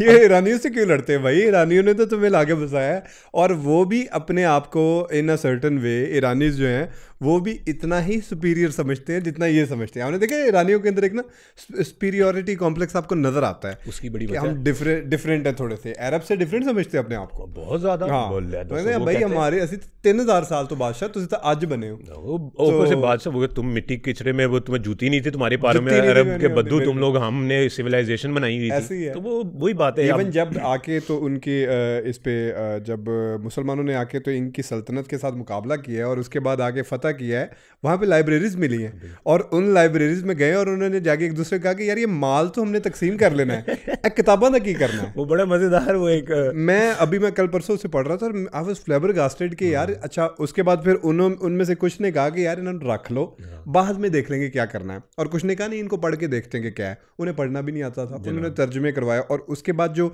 इस्लाम का जो डेवलपमेंट है और वो जो साइंसी पीरियड है वो वहाँ से निकलता है। तो बेसिकली ये उनकी ही उसमें से तारीख में से निकलता है, क्योंकि जो अब्बासी गवर्नमेंट थी वो मतलब आपको पता है वो पर्शियंस से बहुत ज़्यादा, वो अर्ली पर्शियंस में से मुसलमान भी उनमें से बहुत ज़्यादा है। बिल्कुल। तो ये जो पीरियड है यहाँ पे जो सेकंड टेम्पल तामीर हो जाता है, उसके बाद सेकंड टेम्पल के बाद जो है ना ये मिशना और तालमुद और मिशना जो 2 किताबें वो सेकंड टेम्पल के बाद आती हैं। क्यों? क्योंकि उससे पहले सारी चीज़ें मौजूद थीं, जो इनकी सारी चीज़ें गायब हो गई, मतलब इनकी तबाह हो गई। जब आपकी पहले टेम्पल तबाह हुआ, नबूखदनेस्सर ने जब तबाह किया सब कुछ, फिर इन्होंने उसको लिखना शुरू किया, तब तालमुद और मिशना दोनों किताबें लिखी गई। फिर वो आहिस्ता आहिस्ता होते होते अच्छा, अब इस पीरियड के बाद यहाँ पे कुछ बड़ी आप समझें कि 300-400 साल का इनका कोई पीरियड होता है। 400 साल में ये उस पीरियड में फिर वापस अपना उसी तरफ ही इनकी, जैसे इन्होंने पहले टेम्पल के बाद इनमें लड़ाई आपस में, इनमें सब में तफरका, फिर उसके बाद शिरक की तरफ, पैगनिज़म की तरफ, बुत परस्ती और इखलाकी तौर पे बहुत ज़्यादा बुराइयाँ, ये सारी चीज़ दोबारा आ गई। अब यहाँ पे आते आते जो हज़रत ईसा अलैहिस्सलाम की बेसत होती है, फिर हज़रत ईसा अलैहिस्सलाम अब आ जाते हैं इसी सारे पीरियड के अंदर कि जब ये यहाँ पर सब कुछ हो रहा होता है। फिर आपको पता है हज़रत ईसा आके फिर अल्लाह का पैगाम इनको पहुँचाने की कोशिश करते हैं। हज़रत ईसा बेसिकली यहूदियों के प्रॉफिट थे, तो वो खुद भी एक यहूदी थे, तो वो एक यहूदी थे हज़रत ईसा अलैहिस्सलाम। तो उन्होंने आके इनको शुरू किया। अब उस टाइम पे यहूदियों के 2 कबीले बन चुके थे जो ज़्यादा नोन, एक सैडुकीज़ उनको कहते हैं, दूसरे को कहते हैं फारसीज़। जो सैडुकीज़ थे वो थोड़े नोबल, मतलब नोबल का मुराद अमीर थे, ज़्यादा उनके पास बिजनेसेस, एलीट थे, वो रूलिंग क्लास थे। और जो इनकी अदालत मतलब एक बनती थी वो उसमें भी सारे वही मेंबर बैठते थे। फारसीज़ लो कास्ट थे, वो ज़रा थोड़ा सा गरीब बाहर रहते थे। उनमें हज़रत ईसा की पैदाइश होती है। अब आप देखिए कि फारसीज़ को बाहर रखा हुआ है शहर से, किसने रखा हुआ है? फारसीज़ आए कहाँ से हैं? हज़रत बनियामीन की औलाद से, हज़रत रेचल की औलाद से यूसुफ, बनियामीन और सुतेले भाई किंग मतलब साउल की औलाद से ये आगे सारे आए हैं। बनियामीन से साउल और फिर उनसे ये फारसीज़। उधर दूसरी साइड पे दाऊद, सुलेमान, कितने बरगजीदा पैगंबर, ह्यूज टेम्पल वो बनाया, दिमाग ख़राब हो गया, फिर वापस वही दूसरी तरफ ही कि हम कोई लैदा चीज़ हैं, वो फारसीज़ के ऊपर। अब कीप इन माइंड हज़रत ईसा अलैहिस्सलाम के ख़िलाफ़, अब देखें जो ऑल्दो उनकी कौम है फारसीज़, लेकिन उनको धोखा देने वाले वही सबसे पहले फारसीज़ थे, जिन्होंने उनको बाद में मतलब सलीब पे पहुँचाने के लिए भी उनको सारी उनके खिलाफ साजिशें भी की। हज़रत ईसा अलैहिस्सलाम की बड़ी इंटरेस्टिंग हिस्ट्री, बड़ा इंटरेस्टिंग लाइफ है, वो कभी पूरी डिस्कस नहीं हुई, पढ़ी नहीं गई। वो तालमुद से पहले जो आपकी नवीम है किताब, नवीम जो उसमें हज़रत ईसा अलैहिस्सलाम के बारे में काफ़ी मेंशन किया हुआ उन्होंने। वो हज़रत ईसा अलैहिस्सलाम को मिसाया नहीं समझते, वो अल्लाह का प्रॉफिट नहीं समझते थे, वो एक ऐसे ही बस समझते थे कि कोई स्पिरिचुअल बंदा है बस फेर रहा है। तो वो उनके लिए वो बिल्कुल और तरह से उसको जो उस वक्त के जूस थे जो। तो अब उन्होंने फिर लिखा भी उसको उसी तरह ही है।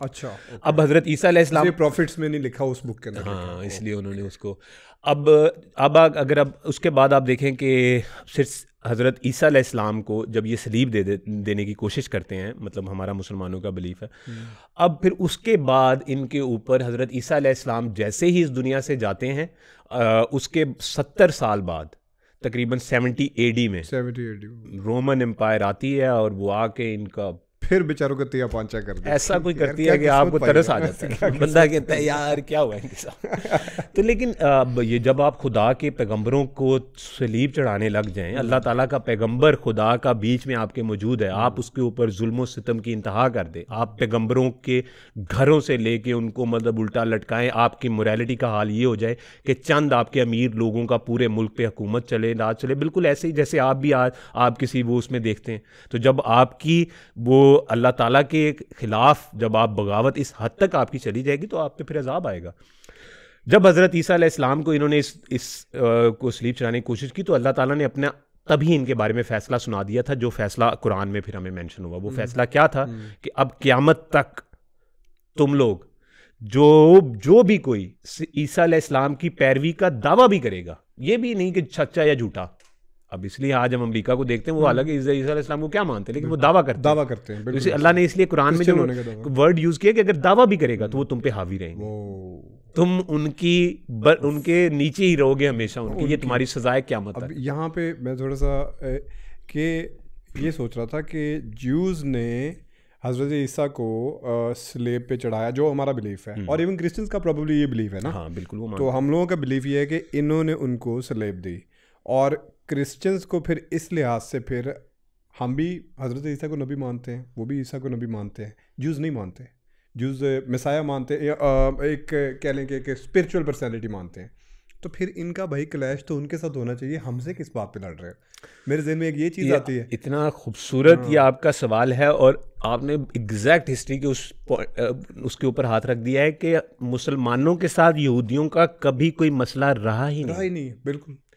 It is just after 1948 which has started. नहीं, लेकिन वो 1099 सलेबी जंगों में शुरू हो गया था ना, वो यहूदियों के साथ थोड़ी था, वो तो सलीबी जंगें तो मतलब मुसलमान लड़ रहे हैं रोमन के खिलाफ, यहूदियों के बीच में क्या है? क्रिश्चियंस का, उस टाइम क्रिश्चियन के खिलाफ, वो तो क्रिश्चियन और मुस्लिम का है। यहूदियों को तो जब ये रोमन एम्पायर आ जाती है यहाँ पे 70 साल बाद हज़रत ईसा के तकरीबन, तो वो आ जाती है, तो वो आके बना लेती है, तो उसके बाद इन सबको तो निकाल बाहर करती है यहाँ से। यहूदियों को तो मैंने बताया कि इनको तो इंसानों से बदतर इनसे सलूक किया जाता है, इनकी जितनी मुकद्दस जगह उन पे कूड़ा करकट फेंका जाता था। बिल्कुल ऐसे। तो अब वो फिर आपको पता चलता है कि जब हज़रत उमर रज़ी अल्लाह ताला अन्हु के ज़माने में जब खालिद बिन वलीद वो इसको पूरा एक ये फतह मुसलमानों के अंडर आता है, तो उस वक्त हज़रत उमर रज़ी अल्लाह ताला अन्हु यहूदियों को कबीले ला के यहाँ पे आबाद करते हैं, जो इतनी मोस्ट इंपॉर्टेंट डिटेल लोग भूल जाते हैं। बिल्कुल ऐसे। क्यों? क्योंकि जो वहाँ पे पोप था रोमन, वो लोग इनकी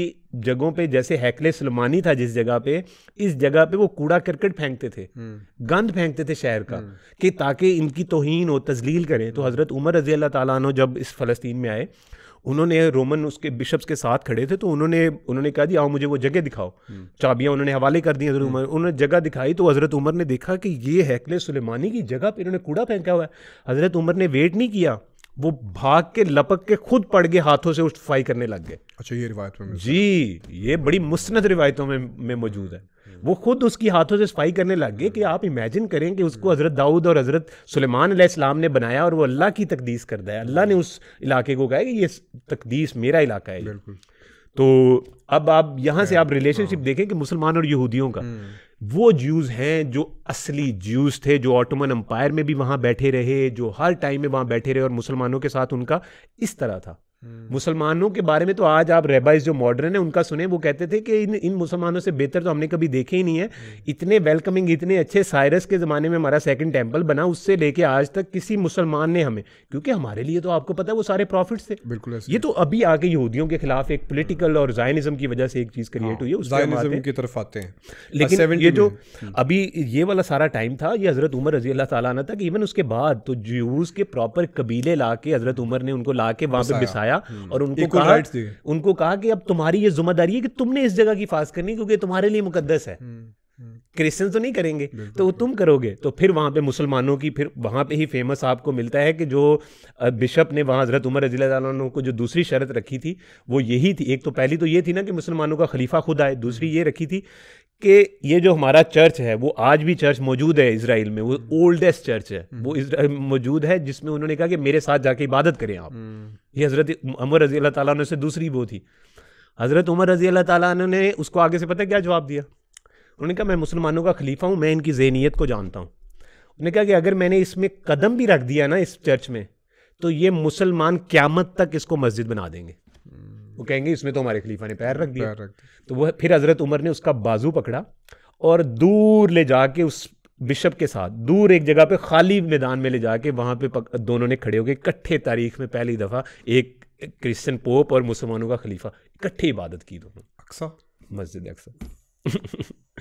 अब आप देखें जरा कि ये कितनी, अबू बकर भी हैरान हो गया। ये लोगों को असल में ना कोई बताता है ना हमें पढ़ाते हैं, हम बड़े वो इसको अजीब चीज़ों, बड़ी दिलखराश बातें हैं। वैसे एक हिसाब से देखा जाए ना कि ये जो हिस्ट्री है ये इस तरह से पढ़ाई जाए ना तो यकीन करें कॉन्फ्लिक्ट खत्म हो जाता है। खैर वो 70 पे चलते हैं, हाँ, सन 70 पे वापस चलते हैं।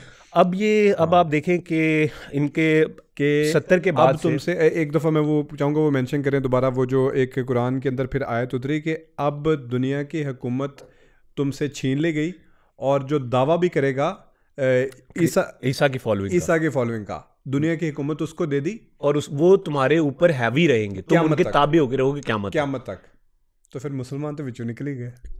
किस चीज में? मुसलमानों की तो फिर कोई हुकूमत नहीं आई। ना हुकूमत नहीं, ये सिर्फ उनको ये सजा दी कि तुम लोग उनके ताबे होके रहोगे, भले वो हुकूमत में हो या ना हो। ओके। अगर ईसाइयों के पास हुकूमत नहीं भी है, कल मैं एक मिसाल देता हूँ, कल को अगर चाइना मतलब वो रिलीजन को नहीं मानते उस तरह, कल को अगर उनकी हुकूमत बन जाती दुनिया में, तो फिर भी यहूदी ईसाइयों के नीचे ही रहेंगे, क्योंकि वो अल्लाह ने उनको सजा दी है कि तुमने हजरत ईसा अलैहिस्सलाम के साथ जो किया है। अब उनका जो कोई दावा भी करेगा, उस टाइम हजरत ईसा के 12 या 20 हवारी थे, वो कहते 12 प्रॉफिट 12 अपॉस्टल्स, जो क्रिश्चियंस कहते 12 थे, हमारी रिवायतों में मिलता 20 थे, कोई 12 मान लें आप, तो वो 12 अपॉस्टल्स थे जो हजरत, जिनको हवारी कहते थे, फॉलोअर्स कहते थे हजरत ईसा के, जब वो दुनिया से गए। आगे जो सारा वो अपॉस्टल्स वहां से फिर निकले, होते होते रोमन एम्पायर तक आए, फिर रोमन एम्पायर ने आगे से क्रिश्चियनिज्म, अब रोमन एम्पायर ने देखें अब क्या किया है, अब जो क्रिश्चियनिटी के साथ उनका कोई ताल्लुक नहीं, वेटिकन का रोम के साथ, उन्होंने सिर्फ एक हाईजैक कर लिया आइडिया। ये भी मैं इसके ऊपर भी हम बाद में आते हैं, वो दीन को यूज़ किया ना दोबारा अपनी सल्तनत के लिए। लेकिन यहाँ से मुझे एक और चीज़ समझ आती है कि हम लोग जो ये सारा दिन बैठ के लगे रहते हैं ना कि अमेरिका को भी ज्यूज़ चला रहे हैं, फलाने को भी ज्यूज़ चला रहे हैं, भाई अगर आपका कुरान ये कह रहा है कि वो लोग अब क़यामत तक ईसा के फॉलोअर्स के मतलब के अंडर रहेंगे या फिर उनके पैरों रहेंगे या उनके मुताबिक चलेंगे, तो हम ये किस तरह से कह लेते हैं कि फिर जो ज्यूज़ हैं वो दुनिया को चला रहे हैं? ये मेरे क्वेश्चन जो है ना वो ज़हन में आता है इस चीज़ के बाद, ये कि जब आपका कुरान ये कह रहा है। मेरे ख्याल जब हम ज़ायनिज़्म पे आएंगे ना, हाँ ठीक है, तो ये चीज़ उसमें बड़ी डिटेल करेंगे, ये इसमें ज़रूर हम लोग इस पे डिस्कशन करेंगे कि ये वाकई बड़ा चीज़ है कि लोगों को समझ में ना आने वाली है। अच्छा, अब वो टाइम आ गया है जी जहाँ पे बेसिकली अब रोमन्स के अंडर जेरूसलम का पूरा कंट्रोल आ गया। अब यहाँ से लेके अगर आप ईसा अलैहिस्सलाम की बेसत से देखें तो तकरीबन मोहम्मद सल्लल्लाहु अलैहि वसल्लम की बेसत तक 550 साल है। कुछ हिस्टोरियन हाँ कुछ 600 तक ले जाते हैं, आप 550 ले लें। अब ये 550 साल में जेरूसलम के जो है वो रोमन्स के कंट्रोल में, वहाँ पे वो जुदाइज़म का या यहूदियत का बिल्कुल सफाया कर देते हैं। उसके बाद यहाँ से वो टाइम शुरू होता है कि जब अगले 500 साल तक रोमन्स जो पूरी दुनिया में अपनी क्रिश्चियनिटी को, क्योंकि रोमन जो एम्परर है वो क्रिश्चियंस हो जाती हैं, तो वो फिर पूरी दुनिया में वहाँ से एक शुरू होता है। फिर आपको याद है वही टाइम है जब वो अपने पास ले जाते सारी क्रिश्चियनिटी का हब अपने घर में कर देते हैं वेटिकन बना के। बिल्कुल, तो ये वहीं से इसका भी स्टार्ट हो जाता है। वेटिकन कब बना था? वेटिकन तकरीबन वेटिकन एज ए सिटी तो रोमन्स में नहीं बनाना शुरू कर दिया था, उसकी ये हैसियत कि ये क्रिश्चियनिटी का हब बन गया, वो तकरीबन कोई हज़रत ईसा अलैहिस्सलाम की 200-300 साल के बाद वो शुरू हो गया था, जब रोमन पीक अपनी उस पे थे। अब जब उसके बाद फिर रोमन और पर्शियंस की आपस में वॉर्स होती हैं, मतलब इनकी वॉर स्टार्ट हो जाती हैं, वो सारा टाइम इसलिए जेरूसलम जो है वो पीछे रहता है। रोमन्स और पर्शियंस आपस में इनकी तकरीबन 400-500 साल ये वो स्टार्ट होती है, इनकी वॉर तकरीबन चलती रहती है। इस टाइम के बाद दो ही उस टाइम पे प्रिवेलिंग एम्पायर थी, एक पर्शिया और दूसरा रोमन्स, और वो आपस में लड़ते हैं। बिल्कुल, उनकी आपस में जंगें चल पड़ती हैं, वो बड़ी लंबी हिस्ट्री आप देख सकते हैं। उसके बाद आप सल्लल्लाहु अलैहि वसल्लम की बेसत होती है, वो अपना पूरा दीन का जो दावत है इंजार मुकम्मल करते हैं। फिर उसके बाद वो कैंपेन शुरू होती है जिसमें हज़रत खालिद बिन वलीद रज़ी अल्लाह ताला अन्हु रोमन पर्शियन 2 सुपर पावरों को मतलब हराते हैं। फिर उसके बाद जेरूसलम मुसलमानों के कंट्रोल में आ जाता है। अब यहाँ पे कंट्रोल में आता है मुसलमान, इनको यहाँ पे वापस यहूदियों को कुछ आबादकारी करते हैं। अच्छा, अब अगर इसको मैं लेके चलता हूँ, अब फास्ट फॉरवर्ड करता हूँ थोड़ा सा कि जितना ये टाइम है जब ये बार बार यहाँ पे मुस्लिम टाइम में जब खालिद बिन वलीद भी यहाँ आ रहे थे, उससे पहले रोमन्स आ रहे थे, उससे पहले बेबलोनियंस आ रहे थे, उससे पहले और भी बीच में बड़ी कौमें इन पे हमला करती रही हैं। वो हमने फॉर द सेक ऑफ उसको शॉर्ट करने के लिए, क्योंकि वो कोई बहुत ज़्यादा बड़ी वो नहीं थी। तो जब ये उसके बाद ये पूरी यूरोप में, अब आप वो एरिया अगर आप देखें तो वो जो इजराइल और ये जेरूसलम पैलेस्टाइन के एरिया है उससे ऊपर वाली साइड पे सारा ये मूव करना शुरू कर देते हैं टुवर्ड सेंट्रल एशिया। तो इसलिए सबसे अर्ली जो आपको यहूदियों की पॉपुलेशंस मिलती हैं वो ईस्टर्न यूरोप में मिलती हैं, रशिया में, पोलैंड में, ये सारे जो एरिया है यहाँ पे सबसे पहले जाके ये आबादकारी करते हैं। जब ये वो ज्यूज़ हैं, कीप इन माइंड, जो यहाँ से तितर बितर होके डिस्पर्स होके मुख्तलिफ जगहों पे जाके सेटल होना शुरू हो गए। इस टाइम में अब आप समझें कि तकरीबन 10वीं सदी के स्टार्ट से लेके 10वीं सदी में जो रोमन एम्पायर है वो पूरी बाकी अपनी एम्पायर में जो, क्योंकि वो जो क्रिश्चियनिटी है उसके असूलों के मुताबिक वो जो मनी लैंडिंग, रिबा, सूद, इस तरह के कारोबार जो है वो बंद कर देती है। तो वो सिर्फ यहूदी करते हैं, क्योंकि उनको और किसी कारोबार करने की इजाज़त ही नहीं थी। तो और ये कनिंग भी थे, बड़े स्मार्ट थे, इन्होंने सिस्टम को समझा हुआ था। इन्होंने फिर सबसे पहले यहूदियों का कबीला था जिसको कहते हैं एशकनाजी। एशकनाजी ज्यूज़ जो हैं ये वो कबीला है बेसिकली जो वाइट ज्यूज़ थे, जर्मन और फ्रेंच, उनको एशकनाजी ज्यूज़ कहा जाता है। ये वाइट ज्यूज़ हैं, they are not Semitic Jews, they are not Semitic Jews, they converted to Judaism. More like not even converted, they just pick the ideology.